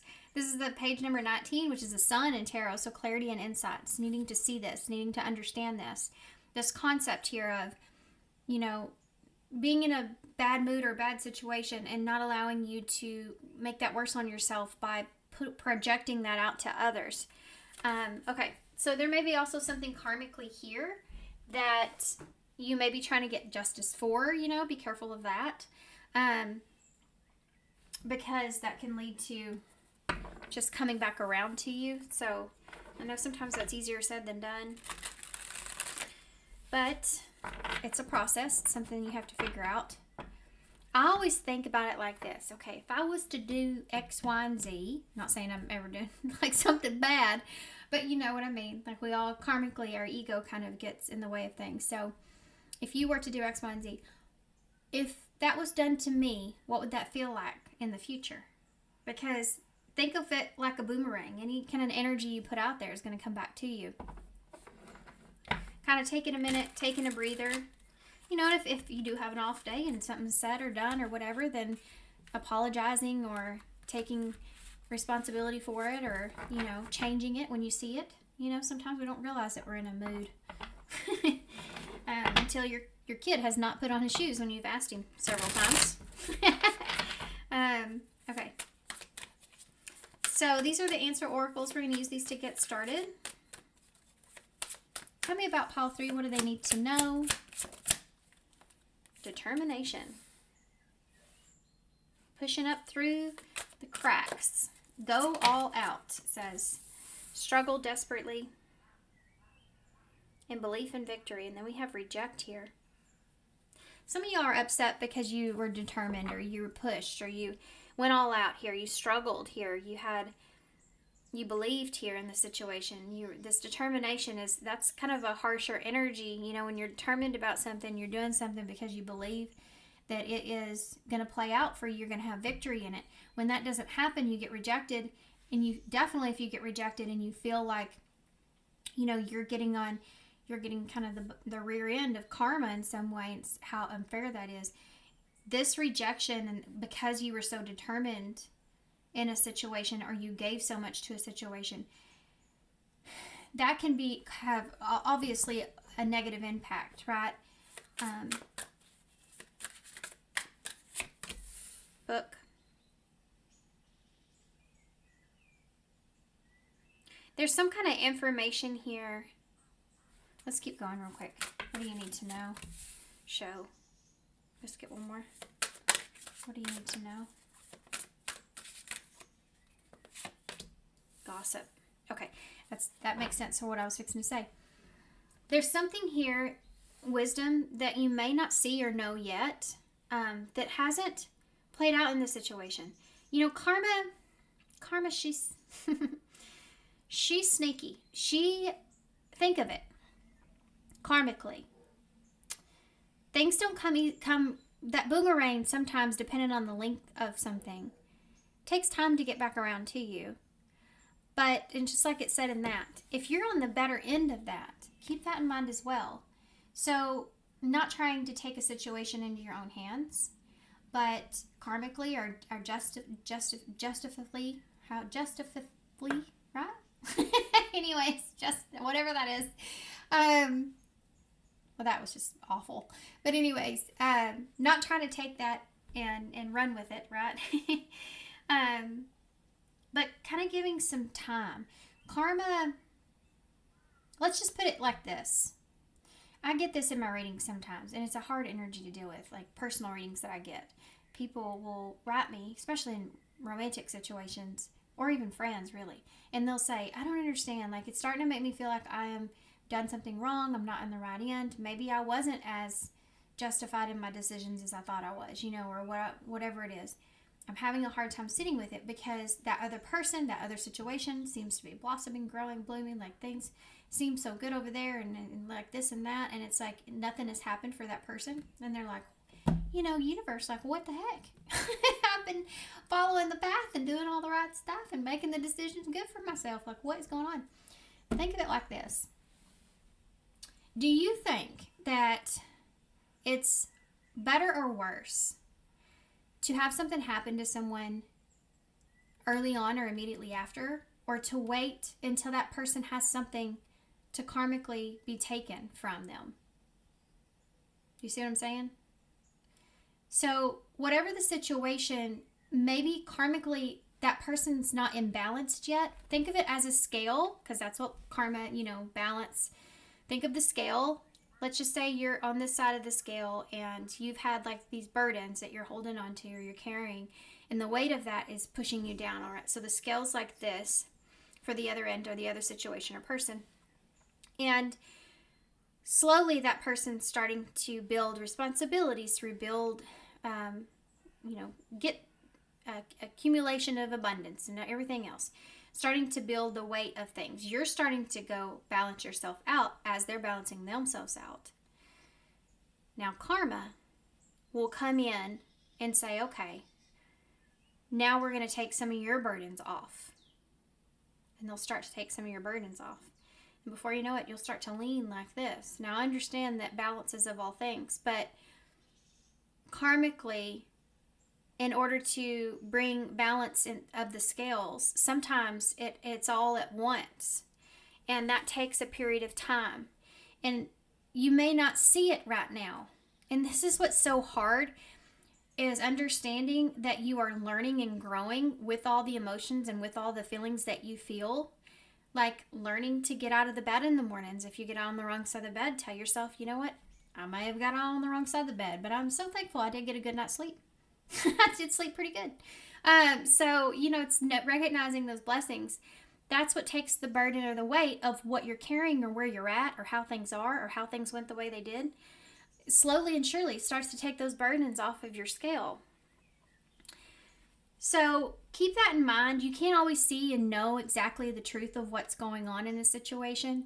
If you can only see the surface of a situation, it's just like the ocean. You can see what's on top of it, but we all know the further and further and deeper you go, it gets kind of scary down there, right? There's so much more going on. A whole world bigger than our world is there. So there's this energy here of knowing when gossip is gossip, rumors are rumors, speculation, and what you see is not always the truth of what is. So feeling rejected or something like that is definitely something that's here. But there's information that's yet to be seen. This is asking you to be smart. Use your wisdom in knowing what you've learned and experienced and utilizing that and focusing on yourself and your own peace. As this is growing. I think whatever this is, at the end of this, you're going to feel so much more stronger because you're trying to go about the process in the right way. If you haven't, you are now.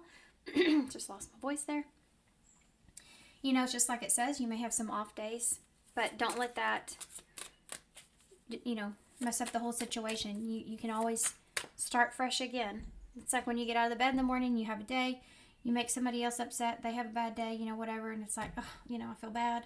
That's probably my fault because I woke up with the mood, and then it's like, okay, we get it, we see it, it's okay, try again, go back to sleep. Next time you wake up, you know what, I remember yesterday what I did, I'm not going to do that today. I'm going to be better today. You can start fresh at any point if that's a choice. The higher choice is always a good choice. Coming up out of the cracks, there's blooming out of the darkness. Even in the hardest of places, you're still able to bloom. You just have to be able to see it, to believe it, and believe in yourself that you're capable of it. Run is here. I don't know why I'm getting these out as reversals, but I guess I'm going to leave run out. Maybe you escaped a situation. You have fire here at the bottom. Carnival celebration and ceremony. Promise, oath, emotional bond. Process. Maybe something went up in flames. You have run here for determination, chase, escape, and seek. So some of you just may be really determined to kind of chase a situation or find more information about. You know, the mouse always reminds me of gossip, so we have both of these out on the table. So trying to figure something out, you know, perhaps maybe why someone ran. You do have chase and run here, so runner-chaser dynamic could be something that's here. You're not going to get very far in this little bitty old car.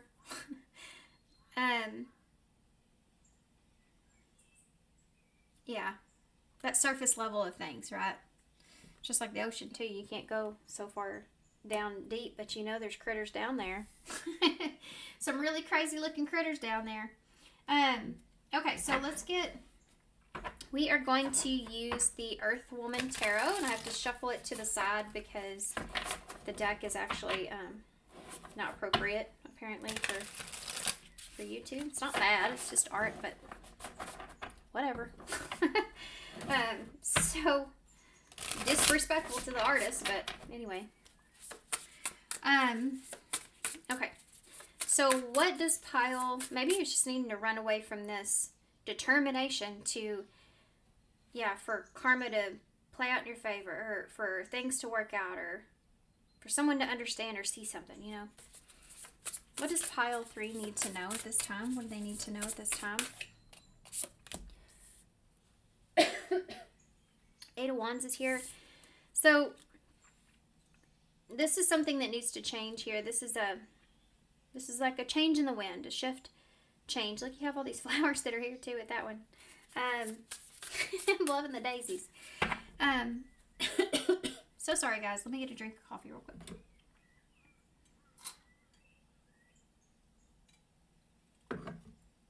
Oh, okay, that's better. My goodness, I don't know where that came from, but it was there. This is about communication too, so maybe this has to do with you, like, being honest with yourself, maybe a little bit, you know, about the situation, or about where you are, about what the truth is, or who you want to be. Let's keep going. You have Judgment here, Scorpio energy, with Reject. You have a King of Cups here that's just turned around on my table with Book, Scorpio energy, double Scorpio energy. So transformation and change is something that's here. Waiting for something to change or transform is something that could be here as well. You know, someone to change their mind with that Judgment and the King of Cups. There's the depths of the emotions. And look, there's so much stuff going on in this card. Learning how to stabilize your emotional self is something that's definitely here. With this Judgment energy that's here. I had somebody tell me that the other day. I actually tried to set a boundary with somebody and tell them that what I wanted to happen in the moment. This was my boundary. This is the way it is. Somebody that betrayed me horribly. And they sent a message back and just tried to gaslight the hell out of me. And then told me that I needed to regulate my emotions. I'm like, no, that's a boundary that I'm setting, and it's a real boundary, so, very real. That's just the way that it's going to be. So that's not me and my emotions, that's me protecting my energy. And, also my children. This may be something to do with that, you know. Maybe you have set boundaries here. Somebody feels like you're trying to play karma, you know. You can't, and that's something I had to sit with. It's hard. You can't make someone understand something, especially emotionally. Especially when they're not the ones that are hurting, or they're not the ones that are on the other end of that. You know, it's easy for the other person to say, hey, get your emotions together, when they're not the ones that went through the experience or had the betrayal or, you know, lived it. So much easier, right? But here on the table, what I'm seeing is you getting your emotional self in control, because that King of Cups is here, which is, it's a masculine energy. It's you taking control of your emotions and stabilizing your emotions to where You're being fair and true to yourself and the situation. Some information may come in here that helps you to find that stability that you're looking for. There is a judgment call here that was made, and it was around rejection. So either rejecting someone or someone rejecting you. But this judgment call was necessary in order to, because things needed to shift or change. Yeah, you have a Wheel of Fortune here.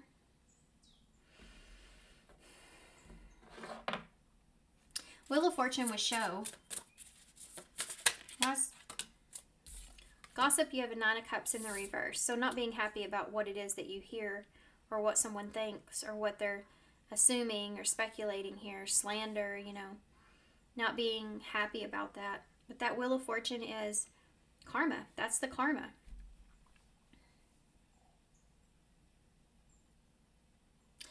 The thing is that I feel like, again, it's funny that the wheel is karma to me because it's also time. And I talked about all that being like karmically, time kind of plays itself out, and then it will show you, and you don't need to make it happen. It will show you. So right now, here's just the period of time where you need to get your emotions in a well-balanced place. Focus on yourself and how to do that and controlling that. You're not going to be happy with what it is you hear. You're not going to be happy with what you hear, what you see, what's karmically somebody else is making up about you or speculating or whatever.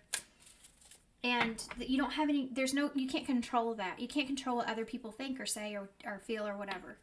And understanding that is how you stabilize your emotions. And it's a very hard thing to do, especially depending on the situation. I don't know exactly what has gone on here. There may have been someone that ran from you, ran from a situation. Maybe this is about being determined to communicate your truth, so be careful of that. 8 of Wands. Yeah, the 5 of Cups. This is about being determined to communicate how you were hurt or how you're in pain or how you're struggling or you're going through this. This might not be about communication, but this is like this is telling you to use this determination here to get yourself out of this energy, to have a shift or a change take place. Because right now I feel like you're letting the energy use you, and it's using you in a negative way. So it's using this sadness that you feel or state of loss or abandonment that you feel, and it's you wanting to inflict that onto something else or someone else, right? So just be careful of that being there if that's your situation. This is about having a hard time changing because of you being in this sad place. Needing to use that strength instead of putting all that energy into hoping for karma to play out or, being angry in any kind of way or something like that. Use that energy as being determined to get yourself out of this situation. So instead of utilizing that in trying to influence someone else or the situation, save your energy for yourself. Use that energy for you. Use it to get yourself out of this 5 of Cups. Use it to be determined that you're going to bloom no matter where someone pushes you or places you. Why is the Judgment here with reject? Yeah, the Hanged Man in reverse. You can't change someone else's mind about what they've decided here or what they've decided about you or what kind of judgment call is being placed here. You can't. You're kind of stuck on this decision that you made or decision they made or this feeling. It's telling you, see this as not rejection, but see it as divine protection. See it as something that's a renewal. I was thinking last night when I was going to bed, I always talk to Spirit. And I think about, what I should be grateful for, because we're around Thanksgiving. And I was thinking, what is the one thing I should be grateful for? And then I had this thought, I am grateful for the pain that I have experienced this year, because it has grown me so much and taught me so much about myself. And I didn't and I'm not going to let it turn me into someone I'm not. I'm not going to allow any of that to keep me from blooming, to keep me from growing. And I said, I'm thankful for the pain that was put on my path, because I know that pain that was put on my path was meant to direct me towards a different situation. And I think that's something that's here because there may have been something you were determined for. There's something that you were determined for someone else to see something, and it's like Spirit is like, we got to get them out of this, and we're going to have to hurt them just to get them to see this is not where they're meant to be. And sometimes that's a blessing, is the pain, is the blessing. Why is the King of Cups here with book? The Knight of Pentacles.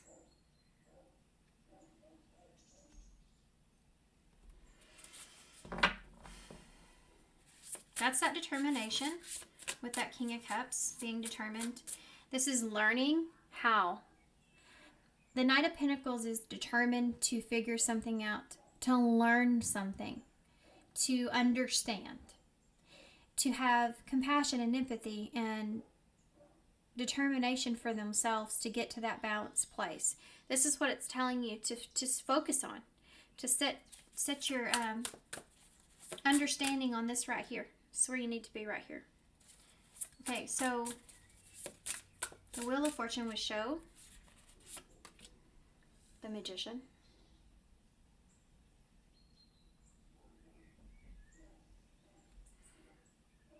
To me, some of this is like using the resources that you have to understand karma. Sorry, that was George. He needed back in.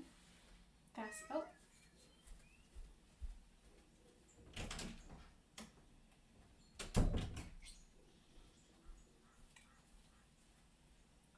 So sorry. He wanted in and out. He's probably going to eat. So you have Gemini and Virgo energies here too. This is using your resources just like he is, this DJ here's. Using what he has in front of him to make the best out of a situation. So take a deep breath there. I don't know why I stopped. I needed to take a deep breath when I said that. Maybe you've heard that a lot. Let's make the best out of a bad situation or something like that is there. But using all the tools, everything you know, everything you've learned, and focusing on what you can accomplish for yourself is something that's here. I also feel like, with time, and this is about understanding, right? The Magician, I don't feel like gets enough credit, to be honest with you. It's the first in the major arcana. Besides the Fool. But see how she's growing those roots, and she's utilizing her power here to yield her destiny.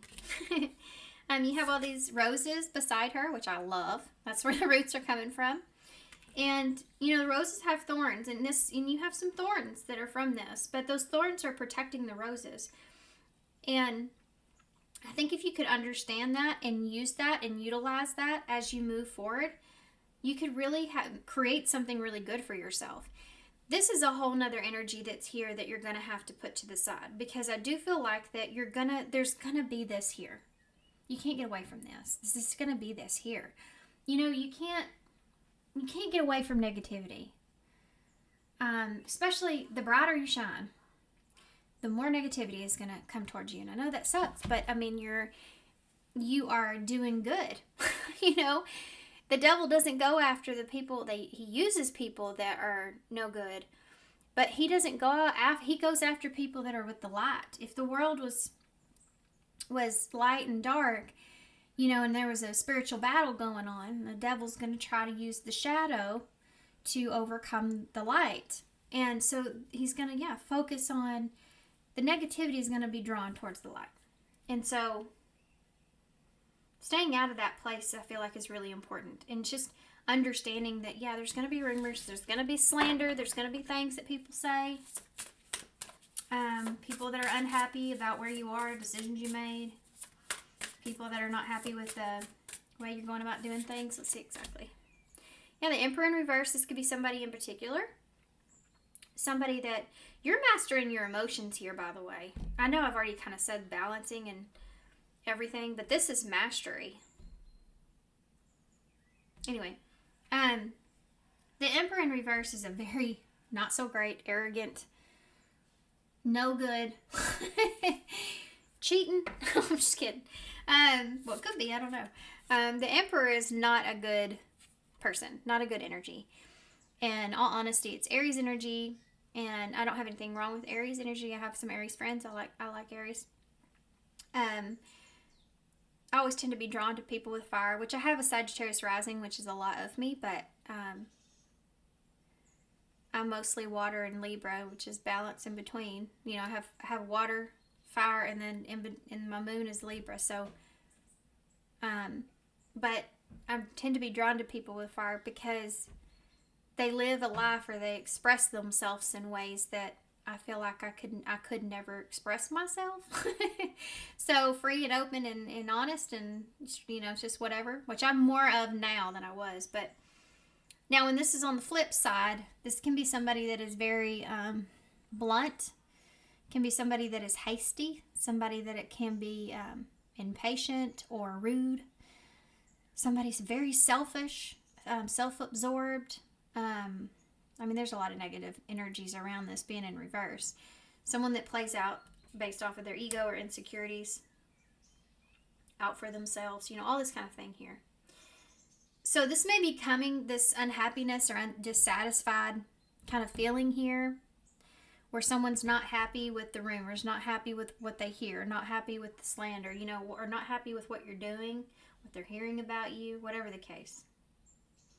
You can't control that, unfortunately. You can't control what this other person's saying either. You just can't. You can't control it. You have to allow, sometimes you have to just allow for other people to let the universe utilize them in the best way that they can, and know that you can't put negative energy out there. It's going to boomerang back to you. So if they're putting negative energy out there, what's that going to happen? Ultimately, and somehow or another, that's going to come back around. It may take a long time for that boomerang to come back around, but it depends on how much, you know, how much this person's accumulating in the process and what all the karma is based off of, how significant it is.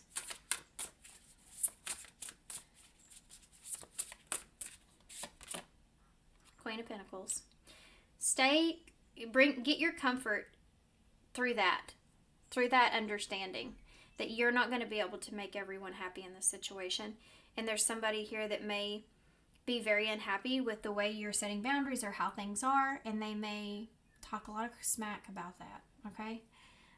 That Queen of Pentacles is telling me to tell you to stay firm, strong, true, and find peace and comfort with knowing that you're stable and you're secure. And, you know, the Queen of Pentacles is just somebody that really understands and knows who she is. And don't let anybody take that away from you. So if there's rumors and things going on, don't let anybody take that away from you. You know who you are. You don't need to pick every fight with everybody that says something negative. Don't give your energy away. Okay. My sister had a friend one time. She used to always tell me about her friend, how she would just start things with different people and just what kind of person that she would be to others. And she was her friend, and I would always scratch my head a little like, okay, well, you don't think that she's doing that same thing, do you? Like, but anyway, one day, something really not so great happened to this girl, and she went to my sister. She was really upset because nobody was there for her. And I'm like, well, I mean, I'm not one. I don't like to say, hey, you got your karma. I'm not that person. But it's also like, you know, I mean, what do you think was going to happen, you know, in that? If you treat others in a certain way, what do you think is going to happen? You know, higher power is just not going to let you be that person and that slide. Even if you can't see what's going on, there's something that's going on there. Don't don't think that the universe or karma has just took a time out when it comes to this person, right? Or this situation. No, they're just waiting for the right opportunity so that they can hopefully get bring some kind of light out of the situation. Maybe learning something or a new understanding or something like that. Okay.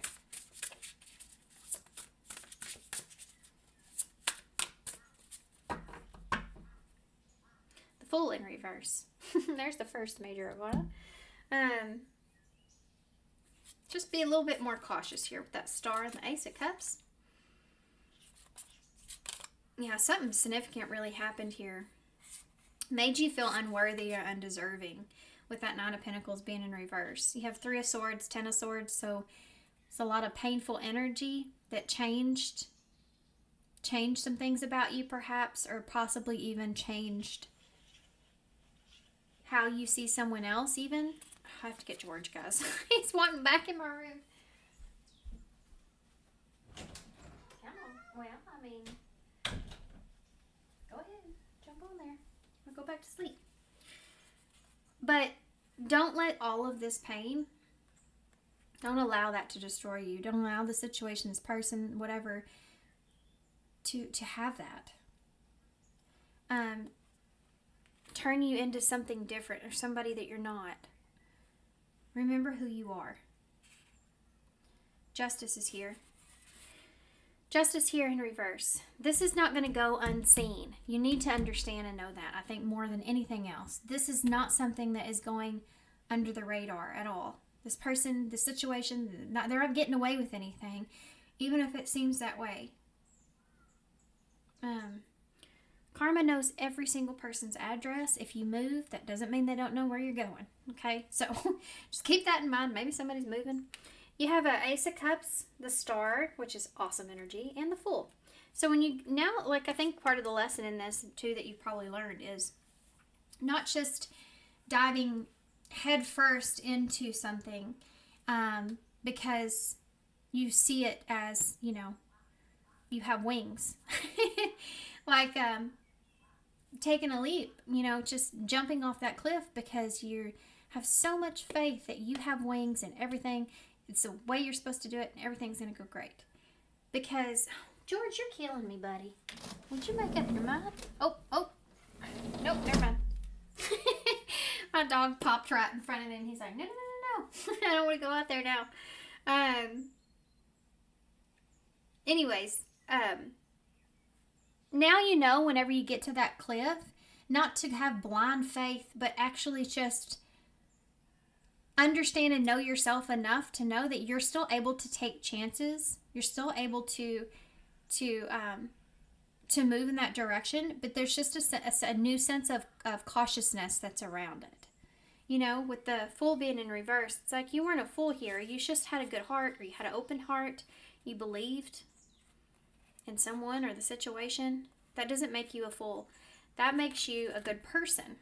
That makes you loving. I just saw this quote the other day and it was interesting. It said, sometimes love is sometimes you love someone not to be loved but to give it. And I thought, that's kind of different. How do I feel about that? And then I thought, I guess that's kind of true. They say not regretting any love that you gave because you never know how it may have affected someone. And that in itself is, I feel like, a way to kind of put this to bed, Let's use some of these for advice.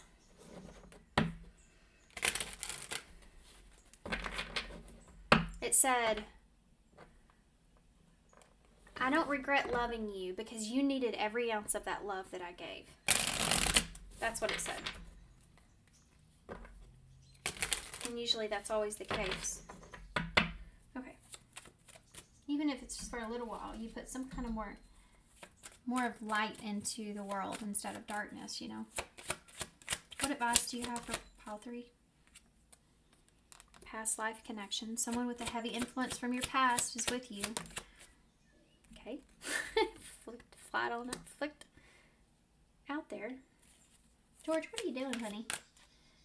he's in my closet. Recognition is here. Admiration for your hard work is coming. So there's that good fortune coming your way here with the Magician and the Wheel of Fortune. Something that you've wanted, something you've been working for, something that you wanted is something that's coming, that's something that's here. Sometimes karma comes in fun ways too, right? Sometimes karma comes with not anything negative happening to anyone else, but something positive happening to you. So that could be something that's here as well. So keep that in mind. Self-limiting beliefs. Negative thoughts are creating roadblock in your life. And resolving issues. Solving inner conflict with others. Healing past trauma. So this doesn't mean, and I think this is a misconception, to be honest with you. When we talk about reconciling, we always, our mind kind of goes to someone else. But that's not always the case. Sometimes we can reconcile the past on our own. Just kind of solidifying what happened or what was, and then moving forward. And, this is inner conflict. So this inner conflict that you have with other people, which is what we're seeing here with all this energy of not letting others get in your mind, and moving on and healing past the trauma of that. Don't let, I would seriously say one more time, don't let anyone, take away your energy. Okay. Realignment is at the bottom. Shift, and that's this 8 of Wands here, is the shifting energy. Needing to shift from this 5 of Cups. Shift your perspective for a gained sense of clarity. Okay, so let's get a Soul Truth Oracles to see what you should be asking yourself. And then we'll get some initials to close. What should pile 3 be asking themselves at this time? What should pile 3 be asking themselves at this time? There's 2 here. You have, what risk can I take today? That's the other part of this. Not allowing anything to kind of keep you from taking any further or future risk. Just knowing that now when you take them, you will be more cautious, or you'll know how to protect yourself, or you'll know more about where you sit with your beliefs or your boundaries. Okay. If anything, you learned what you don't want from a situation. Not that you didn't already know that, but be not mistaken.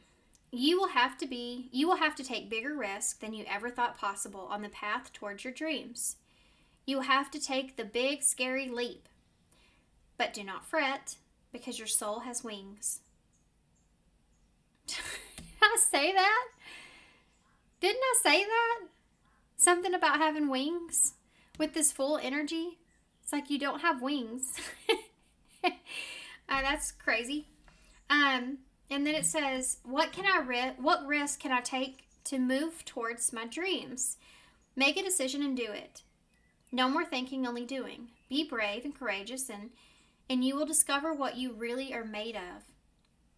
So finding balance and mastering your emotions is also going to lead to some sort of overall success.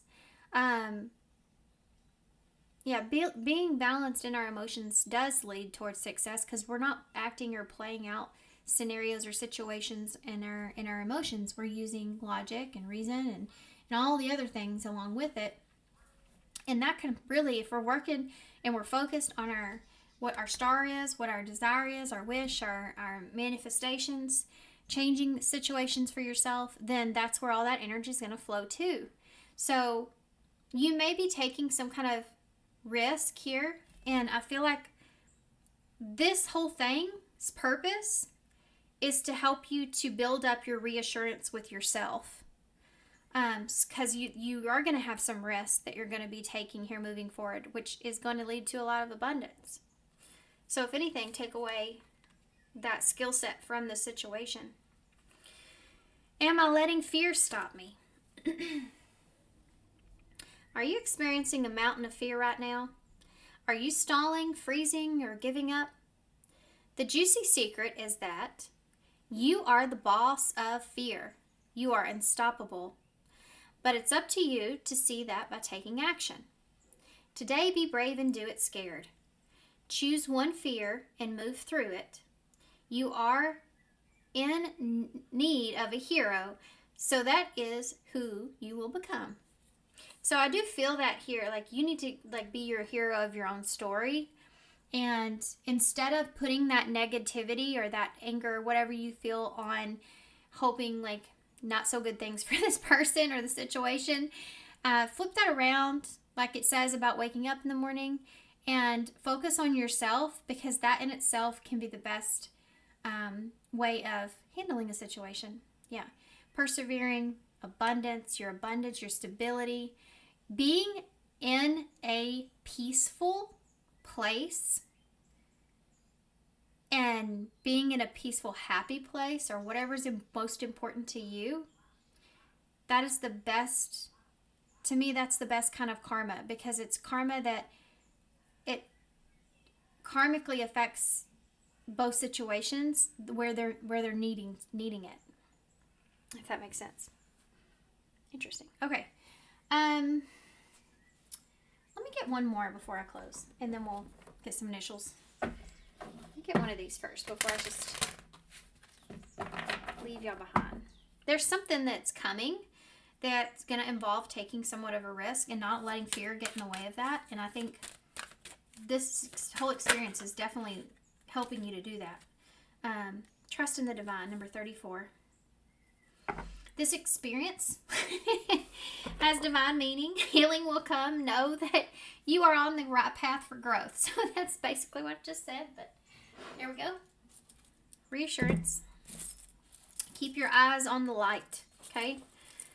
And this is a recognition. She's looking at this right here. I didn't focus on this too much because I do feel like this is maybe it's just a past situation or past experience that's just kind of influencing you, and not a good way, you know. You got the peel. It's reminding me of like, you know, which something may be a hard pill to swallow, but how are you going to handle it? Are you going to do it this way or that way? It's kind of like the Matrix, you know. What are you choosing here? You also have be a nice human, and you have the strawberry, which is about like sweet things coming, taking a risk, not knowing if you're bite into this, if it's going to be a good strawberry or a bad one. Is it going to be sweet or sour, you know, but you don't want to miss out on the strawberry altogether. What if it's a nice sweet strawberry? I don't know where I'm going with that, but then you have the new moon. Set your intentions. You're in a manifestation energy of letting something work out for your highest good, or what you see in your future, what you see as part of your fate or destiny in some kind of way. Continue to stay in that energy. Listen to your intuition here as well. The new moon may be really relevant, new moon energy, at a time of like meditation or manifestation. So we have HIDUKA and a hashtag. Okay, IUUI. All right, I'm gonna leave you right here. So thank you so much, guys, for being here. Thanks for all your love and support. I definitely hopes this helps. DUI is right there. Huh. ADUI. Okay. Just be aware of that. I don't know why that's there, or why I'm just being drawn to that, but it's there. Maybe hearing that about somebody or something. Anyway. Okay, so thank you so much, guys, for being here. I really appreciate y'all, and good luck, and I hope to see you soon. Bye. Hey, Paul. 4, so if you chose number 41, it says pull yourself together. Now, y'all have this in reverse, so maybe you've already done that, hopefully. Maybe I don't know. We're going to read the reversal here to see. There's a lot of blue in this card, so the throat chakra could be really relevant here. What else can we see? Also, her face is kind of detaching from her body, so pretending to be something you're not, or someone pretending to be something they're not, can always represent mask energy. But you have 41, which is 5. 5 is about change. So this might have to do with some changes that you're going through here. Maybe you don't feel like yourself, and that's why that detaches there. Pulling yourself together, you know, could be part of it, like overcoming some things, and now it's time to get back to yourself. Okay, so let's see number 41. pull yourself together in reverse. Okay, one more. I pulled myself together. Okay, it's very short. Here we go. Aren't you the pillar of shit together? You just got it all figured out, huh? Stop tampering everything down. Because, honey, you will lose it one day. I mean, we're going to give you full permission to let go. Give in to the emotions. Even if it's to scream in your pillow, eat a tub of ice cream, or have a good cry. We aren't really worried about the walling since it seems so hard to give in to the emotion in the first place. So, number 93 is the page number that's on, which is about 12, which is about a perspective change. It's that hanged man energy. So, needing to change your perspective here and allow yourself to feel these emotions so that you can get back to yourself, I feel like is what's here. So not pulling yourself together, but pulling yourself, letting yourself fall apart, I feel like is the point. Allowing yourself to feel the emotions that you feel is the point of this. So you can pull yourself back together because like they said, and that's so true, if you hold everything in, eventually at some point you're going to burst. And it's going to probably be in an awkward situation on people that don't deserve it, which is usually how it happens. Okay, so I feel like called to What's the Tea? So this is a completely different tarot deck or oracle deck that I've been using for all the other piles. I don't know why I feel so drawn to this one, but I am nervous. So I want everybody to take a big deep breath. This deck can be kind of in your face a little bit.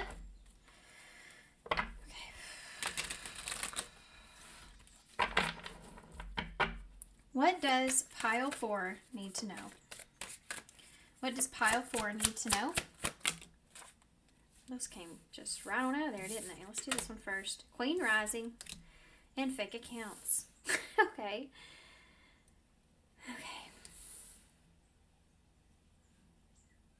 Stepping into your power, praised, and coming up in spotlight. And then you have fake social media accounts to spy.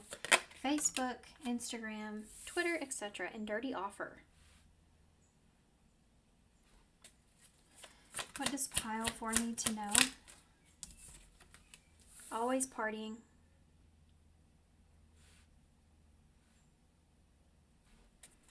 What does pile 4 need to know? Rejected. What do you need to know? Well, you need to cope with the fact that maybe a situation was not right for you or not meant for you. This dirty offer that's here with reject, I don't feel like you're missing out on anything. For some of you. With Queen Rising and fake accounts, dirty offer, always partying and rejected. This feels like somebody, this could be somebody around you, someone close to you. I don't know. I feel like, this is starting to, well, hold on. Unbothered. This is starting to feel like there's someone here that you're seeing in a different way or spotlight, or how do I explain this?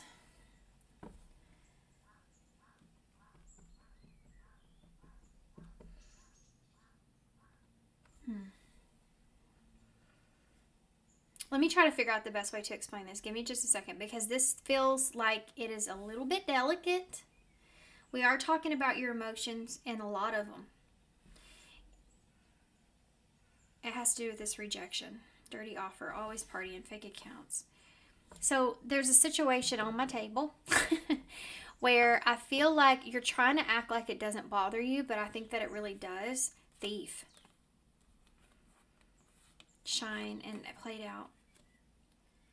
Someone may have played off of your kindness or weakness, or your light irritates their demons. So this is someone that may have took advantage here with thief. You have unbothered here. So this is like trying to act like you're unbothered about a situation, but I feel like that you have a lot of emotions actually about it. This is like when you're Queen Rising, right? You're trying to fake it till you make it, fake accounts, or this energy of, what somebody's done here to you could be here, and this is why you had this rejection take place in the first place. But you have fake accounts, dirty offer, and always partying. So, oh, my ear's ringing. Let's take a look and see what's going on here. I don't feel like using this deck either, which I had so appropriately with the flowers pulled for y'all. So that makes me sad. But I don't feel it.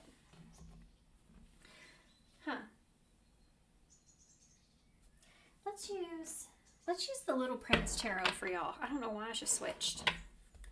I went from something very floral and flirty and feminine kind of feeling to something that's a fairy oracle, by the way, if you're wondering, or tarot, to the Little Prince, which is, kind of completely different than that.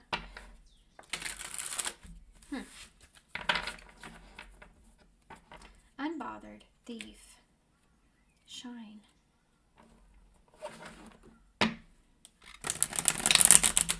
Dirty offer. I feel like somebody maybe wasn't real with you here, or someone gave you some kind of a dirty offer just to get their hands in the door. This is somebody may always be partying. You have 3 cups here, so the 3 of cups. So third party energy could be here and rejected. So you could be feeling rejected. And you're trying to be unbothered here when it comes to this thief. There's a movie, a cartoon, and I think it was Bad Guys. But anyway, the lady yells, thief! It's a little squirrel or mouse or something like that. Anyway, I don't know why that just popped in my head when I saw that, but I have kids, so. And I have been watching a lot of cartoons lately, because they've been home a lot. So you have this unbothered energy. So somebody trying to not let something affect you, but there's still you still have a lot of emotions to do with this that you're trying to ignore, but are very present. That are something that's very much so there. So, with that being said, Magician in reverse. This is in blah, blah, blah, blah. The 8 of Wands in reverse. There's this manipulation here, maybe with communication. Someone manipulated you through communication. This is like Mercury energy, so that communication is relevant. Manipulation, using tools to kind of fake accounts, all these things to kind of manipulate you, offered you something dirty or came in with a dirty offer. This is somebody that's always partying. So someone that always parties, they don't have a lot of responsibilities. They don't have a lot of stability in their life. They're not very responsible, so this is what you've been rejecting here. This is interesting. This is not where I thought we were going at all. What is going on here with this? Queen rising, for what pile 4 needs to know. Ace of Cups in reverse. And this is no emotion. So needing to get out of that. You gotta get out of that. Yeah. There's the Ace of Cups is a big old cup of love, right? In reverse, it's like feeling rejected, but holding back those emotions that you feel from that. And for some of you, that's either you rejected somebody because you had to, with this nasty energy, or somebody rejected you. But it's like, it's okay to feel that. It's okay to feel it. You don't have to just go immediately to being strong and powerful and unbothered. It doesn't bother me. I'm fine. Knowing that that's not true, I feel like is your first step. Why is fake accounts here? That's the moon. Pisces, Cancer energy in reverse. So this, so sorry, here we go. This is something that has, because we talked about communication, now my throat chakra is all messed up. See this, he's got a shadow, pretending it's a sheep. Isn't that a sheep? Anyway, he's standing on the moon, this is the moon. And he's pretending to, there's an illusion thing going on here with fake accounts. This is in reverse, so that means you're coming out of some kind of illusion here. of being deceived, someone being sneaky, or dirty offer. Offer being dirty. Yeah, the Two of Swords. Making a decision to cut yourself out of this, cut this off. Always partying. There's the Lovers in reverse. You don't align with whoever this is. This is somebody, they could be always partying, you know, always going and a blowing. Why is rejected here? Nine of Pentacles. That's a single energy.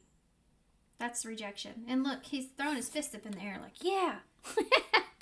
This is funny because this is like, I feel like, yay, you rejected me, or yay, I rejected that. You know, it's got a funny take to it because it's like, that's the whole point of your reading, is being in this place of feeling, okay, well, I'm secure where I am. I like being single. I'm good where I'm at. I'm happy. And that kind of, I'll laugh because that sounds kind of, I think in your experience here with the Ace of Cups in reverse and that Thief and all these bad energies, I feel like that's not the case. I mean, if you're sitting down and being honest with yourself, and you may just, I don't know why you don't want to feel the emotions, like maybe because you just don't want to be that person. You just want to be happy, you don't want to, or be at peace. You just want to be able to release this and let this go, or kind of move on from this. You just don't want to have to sit in those negative, more, harder energies. Let's say harder, because they're all necessary, right? That's the whole point, is knowing that it is necessary to feel those things. What was done, and what was done is hurtful, but understanding that you had to make the decision that you had to make here, and it was a hard decision. With that Two of Swords, it's having to make hard choices, because they're swords. They're going to cut through certain things. This could be like cutting people off, or making a decision because you have to, but it's going to hurt others, in the process. But it's doing that, and he's blinded here when he does this, so making the wrong decision is something that's definitely here. Dirty offer. Yeah, you made the wrong decision. This, for some of you, has to do with forgiving yourself. That's what you're needing to feel.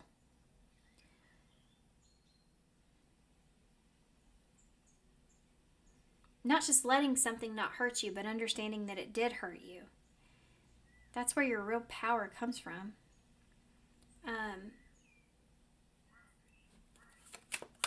Gemini energies here with the Lovers. I do feel like this is something romantic. Tell me about the Ace of Cups in reverse, because the Ace of Cups and the Lovers coming out together. The Ten of Swords. My gosh. There's a painful ending here. For some of y'all rejected somebody. You turned down an offer. You turned down a relationship because of a betrayal or a painful ending. There was some kind of... See, you did what I feel like you needed to do at the time with what you have. This is like the Queen of Wands, and she doesn't get enough credit for being as intuitive as she is. She is very intuitive. She's so sure on her throne because she's confident in herself and what she believes to be true, and following through with that. She's being her own leader, her own light, and she's listening to it, and she's making decisions based off of that. And I feel like that's something that you've done here when it comes to that Ace of Cups being in reverse and that Ten of Swords.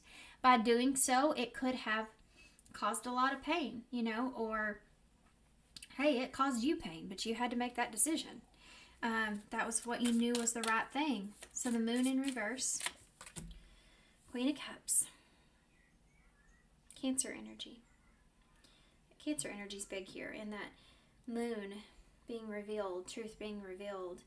You have this Queen of Cups, so this is about your emotions being revealed when it comes to this fake energy. Being honest with yourself about that. Give me another card for that. Being patient with yourself and giving yourself some grace, I feel like is something that's really important here, because I feel like for some of y'all with this fake energy, I feel like you were fooled into something, a dirty offer, and then you realize that this person doesn't align with you. The Knight of Wands. Yeah, I say you're full, just quite a bit. This is a very lustful kind of energy here with the Knight of Wands, but it is somebody that does something based off of what they feel impulsively drawn to at the time, and they don't have a lot of planning or emotion behind it. It's just a very energetic and quick go-getter kind of a thing, like going after whatever is right for them in the moment, you know. This is something that you're realizing or that you're seeing about someone else, perhaps. You know, who knows? This fake account could be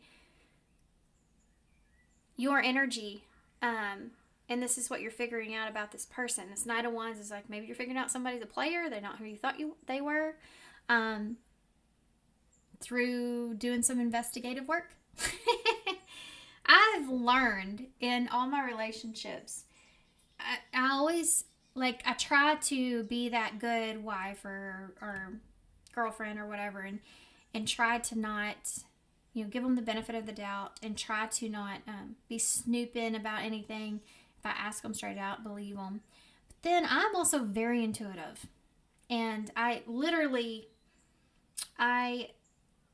train myself every day when I'm working with you guys and these readings, and I train my intuition. It's constant, you know. It's working on it daily. So I get intuitive nudges, and every now and then, yeah, I can identify when it's just me, but then there are those nudges, and then there's this nudge and nudge and nudge and nudge, and you're like, I can't let this one go. No, something's up. I can't let this one go. And I can guarantee you, every time I decided to give in and snoop into something, because, and this isn't going to be popular, and you only know this if you've actually experienced it, it gave me exactly what I needed to know, woke me up from where I was, and realized, holy hell, this is not who I thought it was. Either this person's lying to me, they have a whole other relationship that they're in. I don't know. I found out all kinds of stuff just by listening to my intuition and not allowing myself to be in that space to where, oh, I believe them. I'm going to give them the benefit of a doubt. No. If you feel something, my God, please listen to that feeling.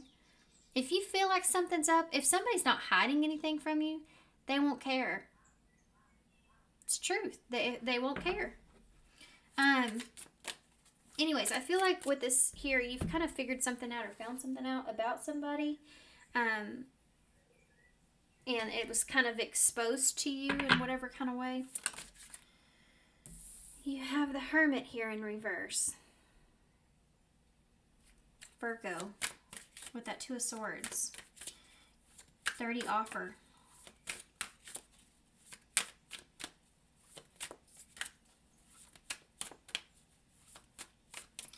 I don't think you quite understand why, what was the reason or why. When the Hermit's in reverse, it can be like you want to go within and like do some kind of introspection, but you can't really, or you don't feel like it's needed, and that's why you haven't explored any of that emotionally. You know?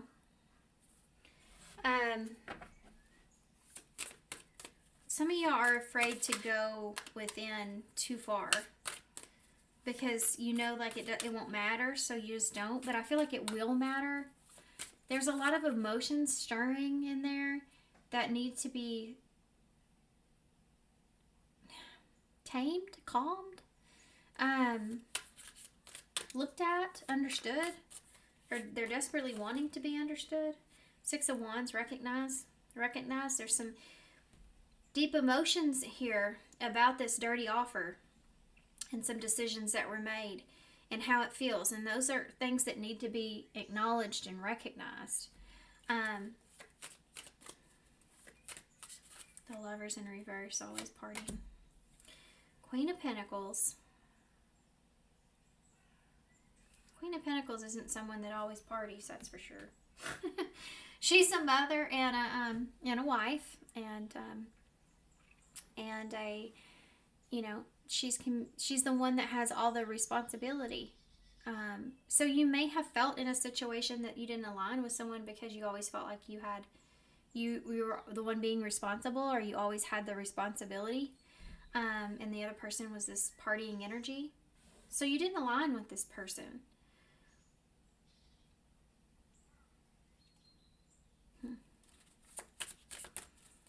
Ace of Pentacles. You have the Emperor in reverse. That card came out in the same position in one of the other piles. Same spot. Same spot, same position.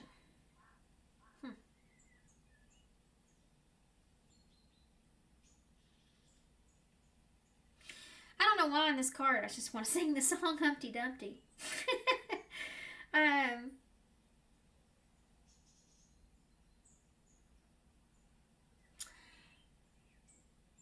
don't want to say this. How do I say this without being not so great? I don't know. Let me see if I can figure out how to say this. Emperor in reverse. Aries in here. Five of Swords. Man, that came out in the same spot in one of the other piles too. Some of you, sometimes these readings can kind of collide or go together in different situations in your life, you know. The Five of Swords is someone that just... This is someone that's very selfish, that's just doing whatever they need to do for themselves, not caring about who it's going to hurt or affect. They literally may even deliberately do something to hurt or affect someone. So that Five of Swords is conflict.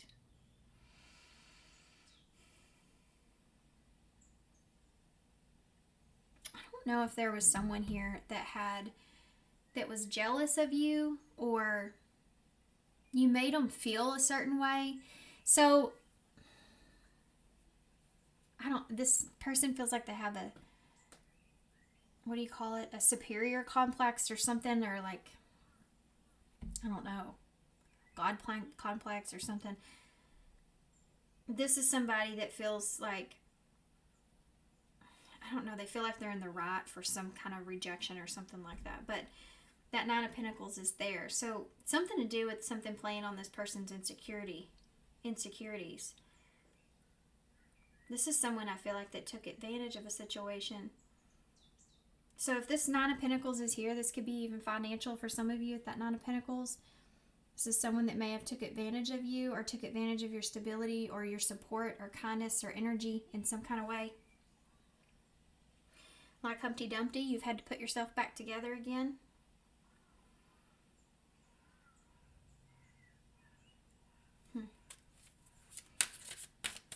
Okay, so we need to explore what you really need to know, though, here. Because I feel like I'm just kind of giving you a backstory of what you already have, or you already know. So what do they need to know about this? Besides, you know, these emotions that you need to, this is really what happened here. Acknowledge that and feel the pain from it. Yeah, it sucks. That hurt. Ten of Swords is not fun to have in your back, you know. But what do they really, what's this reason for the reading here with this? Having to make this decisions that you had to make is, yes, all of this is right. You're on your own turf, your own territory. You're in the right space. This Queen rising, yes, you should feel this way. You should feel all these like powerful kind of energies. It's just saying there's a whole nother layer underneath that just is like wanting you to see it and recognize it. When it comes to how difficult this actually was. Anyway, Ace of Pentacles. Okay, what about it? Ace of Pentacles is a new opportunity. The Knight of Pentacles.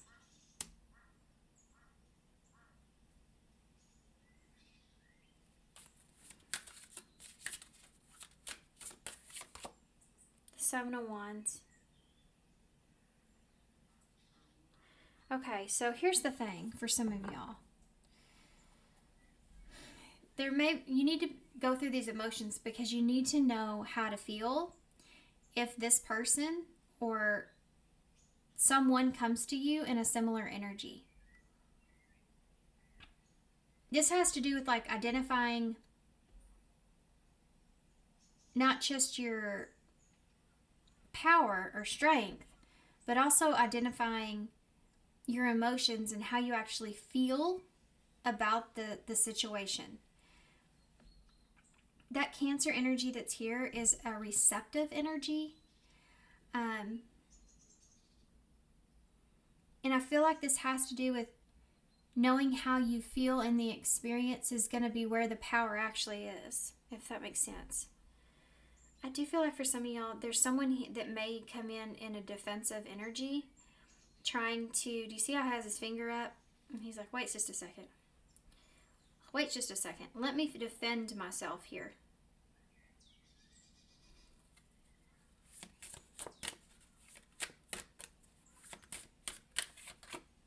Queen of Swords. That's a conversation. The Two of Pentacles in reverse. So you go from the Ace to the Two. In reverse is telling me that somebody's dropping something as a priority. No longer a priority. No longer important in some way. Why is that Ace of Pentacles here? Yeah, the King of Pentacles. King of Pentacles bring in an Ace of Pentacles. The Knight of Pentacles is a determined energy. The Ace of Swords. This is somebody that's trying to get you to believe a lie.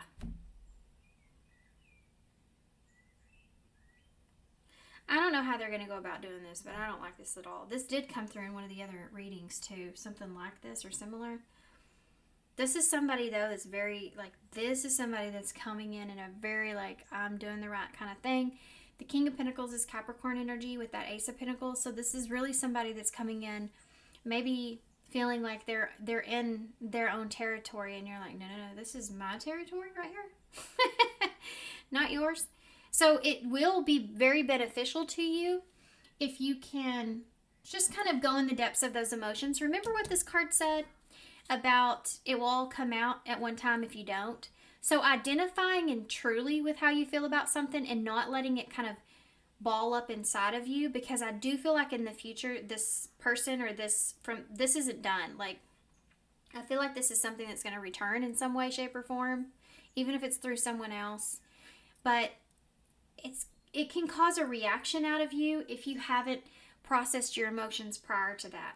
So know that is a very high possibility of this coming back around in some way, shape, or form. So really focusing on how you really feel and working through the anger, the frustration, the sadness, the hurt, the pain, all those emotions that you feel and how you feel about all that is important. So important. Because I feel like this person's coming towards you in a very determined energy, determined to get to lie. Ace of Swords in reverse. Determined to defend some sort of lie or dishonesty or no. I don't like his way he has his hand out. Don't like that finger being pointed. Yeah, Three of Cups in reverse. This can be like somebody, like they gave you a dirty offer here. Maybe there was someone else in the picture.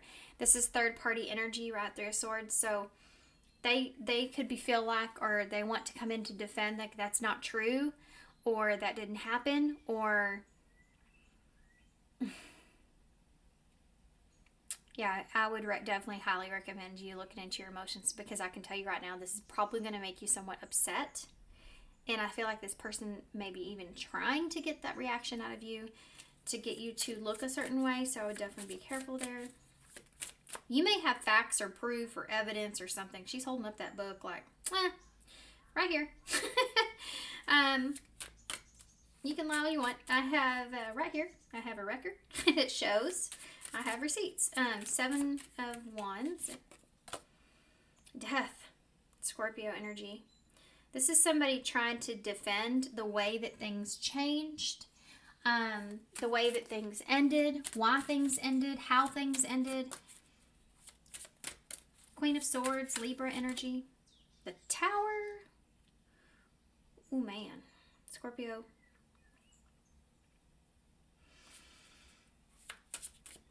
Oh man. So I feel like you're going to get an opportunity to give this person a wake-up call, because they're coming in very assured of themselves. So I would be careful of that. And this is, again, why you need to get your emotions in a better place or a balanced place or acknowledge them. So they're not coming towards you, and you're more in an unbothered energy. Yeah, like you're pretending to be. Actually, being in that unbothered energy will be very beneficial for you, because they're going to come in trying to bother you. So, that Tower with that Queen of Swords is some sort of truth, communication, boundary, expression. The Queen of Swords she is the queen of no nonsense, and that is going to bring this Tower. So that Two of Pentacles in reverse is not wanting an opportunity, dropping an opportunity to change a situation, not taking someone up on their offer. Yeah, Wheel of Fortune. That's karmic. That's a karmic situation that's playing out. Give me one more for the Tower. King of Swords. Look, King and Queen of Swords there. Oh yeah, this is a wake-up call, because this is a mutual understanding that there is no decision that's hanging in the balance here. The decision has been made. The option has been dropped. The opportunity is no more, and that is faded, and that just kind of is what it is. Things have changed here. It is not the same, nor will it be the same.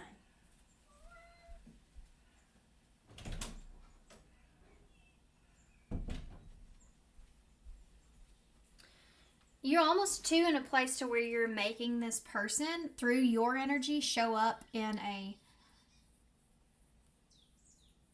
more mature energy.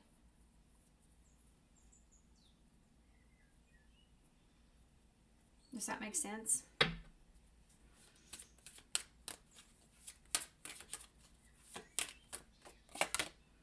The Seven of Pentacles. Yeah, there is no future here. There's no investing. There's no future. There's no further more of anything. There's no, I need to take any kind of, what is the Two of Pentacles anyway? The Eight of Cups in reverse. There's no going back here emotionally in this situation. What's the outcome here of this? Possible outcome? Be a little different for everybody. Magician in reverse. The Temperance. Sagittarius, Gemini, Virgo, Knight of Swords in reverse. That's the reaction, Knight of Swords in reverse. You know what? Yeah. Knight of Cups, Page of Wands. This person may go into this manipulative state. With that Page of Wands being there, that Knight of Cups, it's like, with that Magician in reverse is about control. So be careful of this. This could be like kid energy here too. If you listen to the pile that had the train, what pile was that? Pile 2 maybe? That might have been relevant here. So kids may be here, a kid may be here, child, Page of Wands. With that Knight of Cups and the Magician in reverse, it's like somebody trying to manipulate a situation. That charming energy is here, like being very charming in a message, or what's the outcome here with Temperance? The Fool in reverse. No go. No go. Ain't gonna happen. You're not gonna fool me now. I'm good. I'm balanced. So the good thing that we're seeing here is in your energy with this Temperance. That means that you are in a well-balanced place, right? You're good. You have control of your emotions too, because Temperance is like fire and water.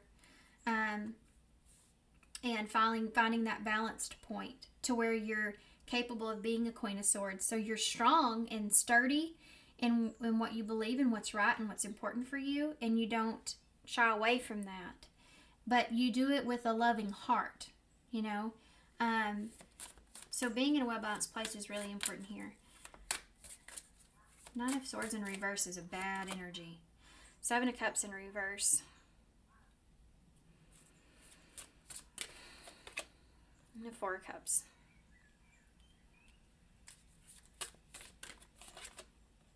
And the Six of Swords in the reverse. This is going to force someone to look at themselves differently.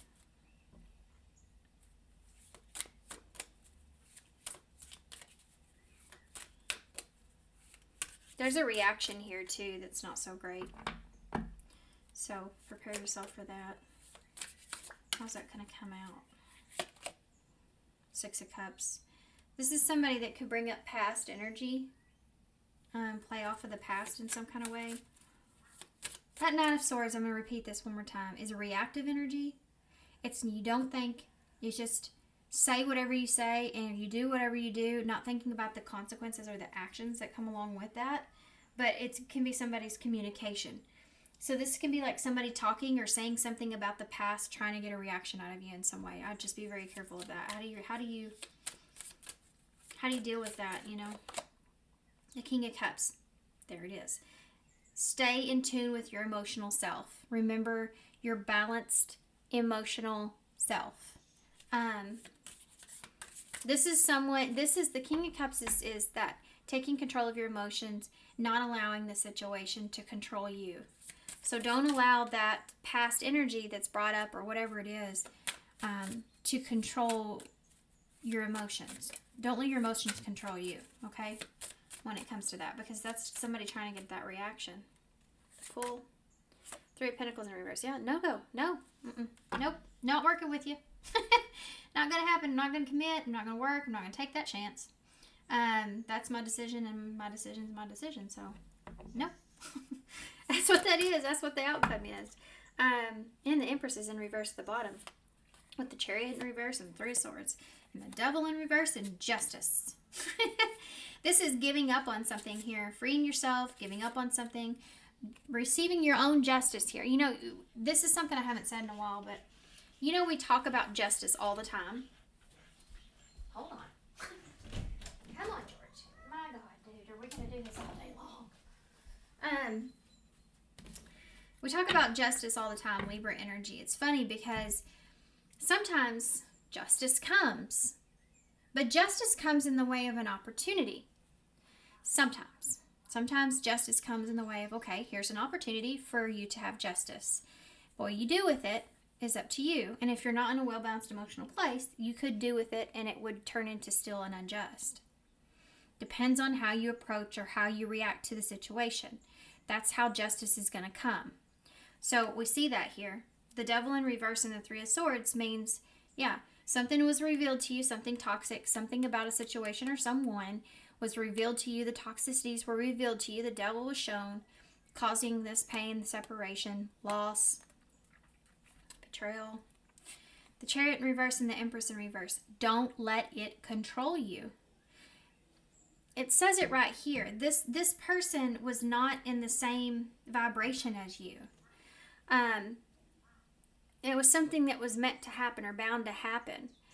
You may have given to this person a lot with this Chariot and Empress. This person may have been codependent on you in some way, or this could have been a codependent relationship, or that's what was going on here.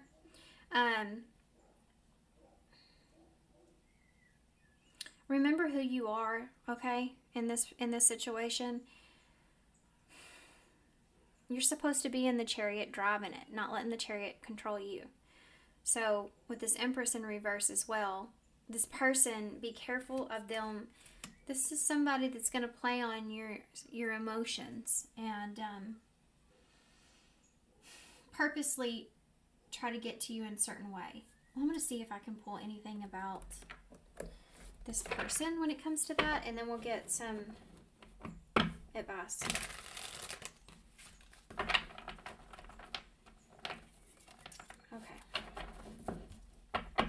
Can you tell me anything about this person that pile 4 needs to be aware of? Wishes granted. So, I mean, I feel like this person's is in this like arrogance energy of getting what they want. That's the King of Pentacles there. I'm gonna get what I want, right? Tell me about this person. They have a particular goal or wish too. Radiant Sun. There's that confidence. Yeah, this person's coming in with a lot of confidence in this. They feel like they're gonna get what they want from the situation. Spiritual death, self-discovery, dark night of the soul, and rebirth process. Give me one more.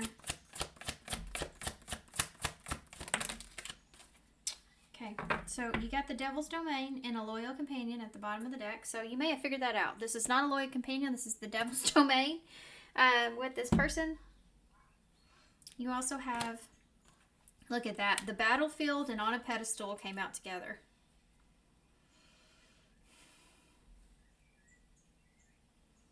This is somebody that may be kind of forced into like a dark night of the soul because of the situation unfolding like it is. But yeah, this is, you're not on the same page with this person. What the two of you see or value or want is very different.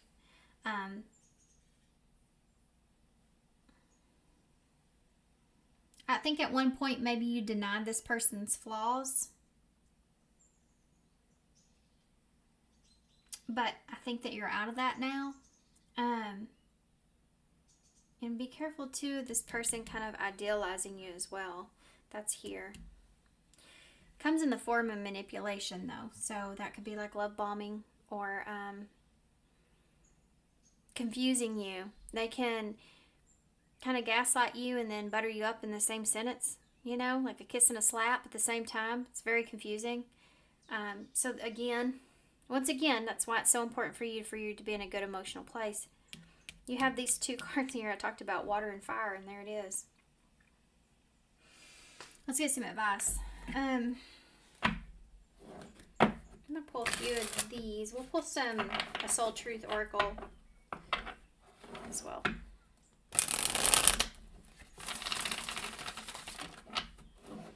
This person has a particular goal, wish that they're trying to accomplish, and they feel like that they can. They're very confident here, and I feel like getting you on the same page, changing your mind. This person feels like they can just, maybe they've done that before, I don't know. They feel like they can just come back in and change the situation easily. And they may not even be that worried about it because of that, to be honest with you. I feel like this person's going to get a rude wake-up call, and I think that they're going to have to face the reality of that. I don't think they're going to like it, and I think they might put them into a dark night of the soul.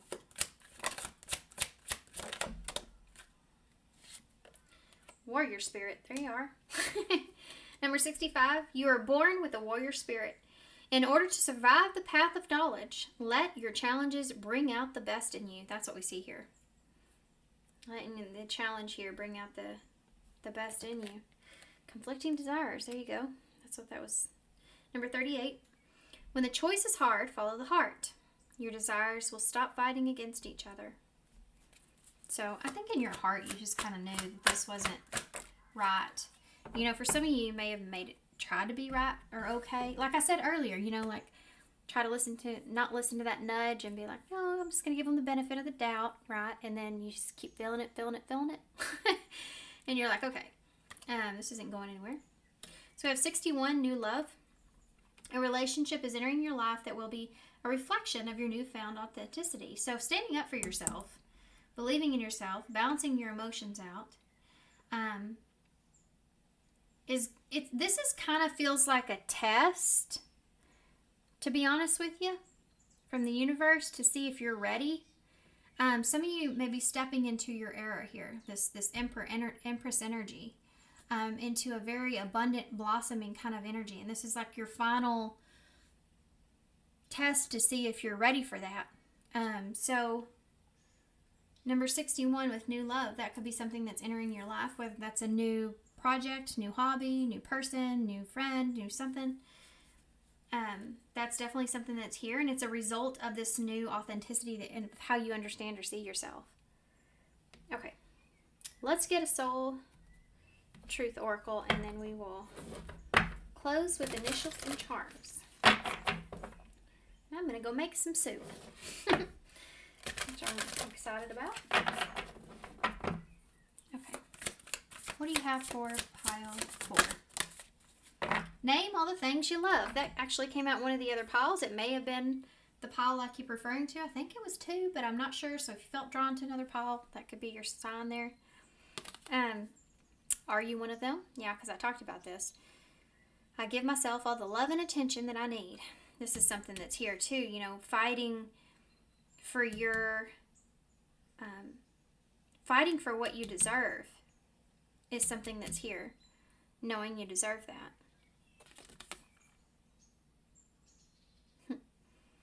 Name all the things that you love. Are you one of them? And the last one that came out, I said, I didn't think about that. I was going to name all the things that I'm grateful for, and that's one of them that I didn't include in there. I don't know why I didn't, because I'm really grateful for myself. Me and myself and I have had a very hard life.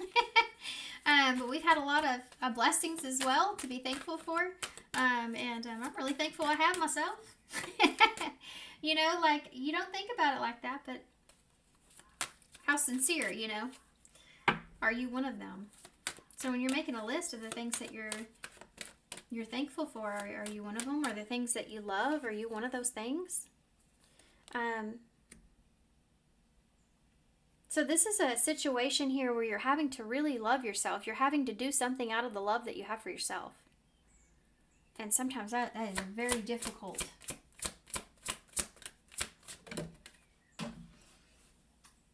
So you have number 5. See, there's your 5 again. Be honest with yourself. I think I said that to y'all. What's the bottom of the deck?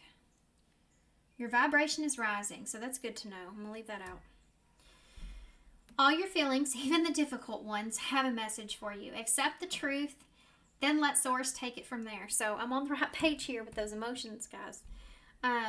Number 43, your vibration is rising. This is time of great spiritual growth for you. You are evolving to occupy a higher energetic frequency. So yeah, I told you, you're stepping into your new energy here, your era, your Empress energy.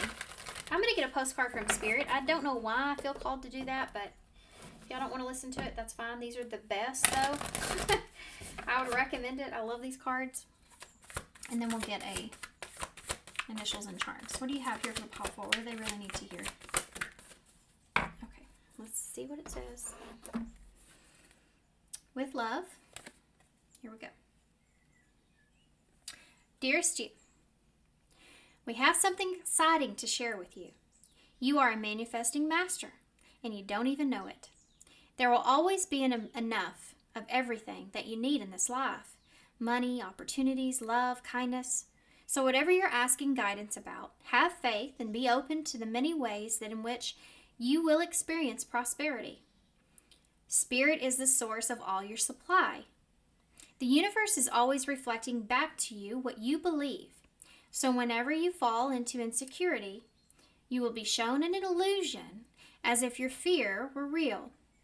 But the truth is that the universe is abundant. You are and always have been enough. And abundance is your natural state.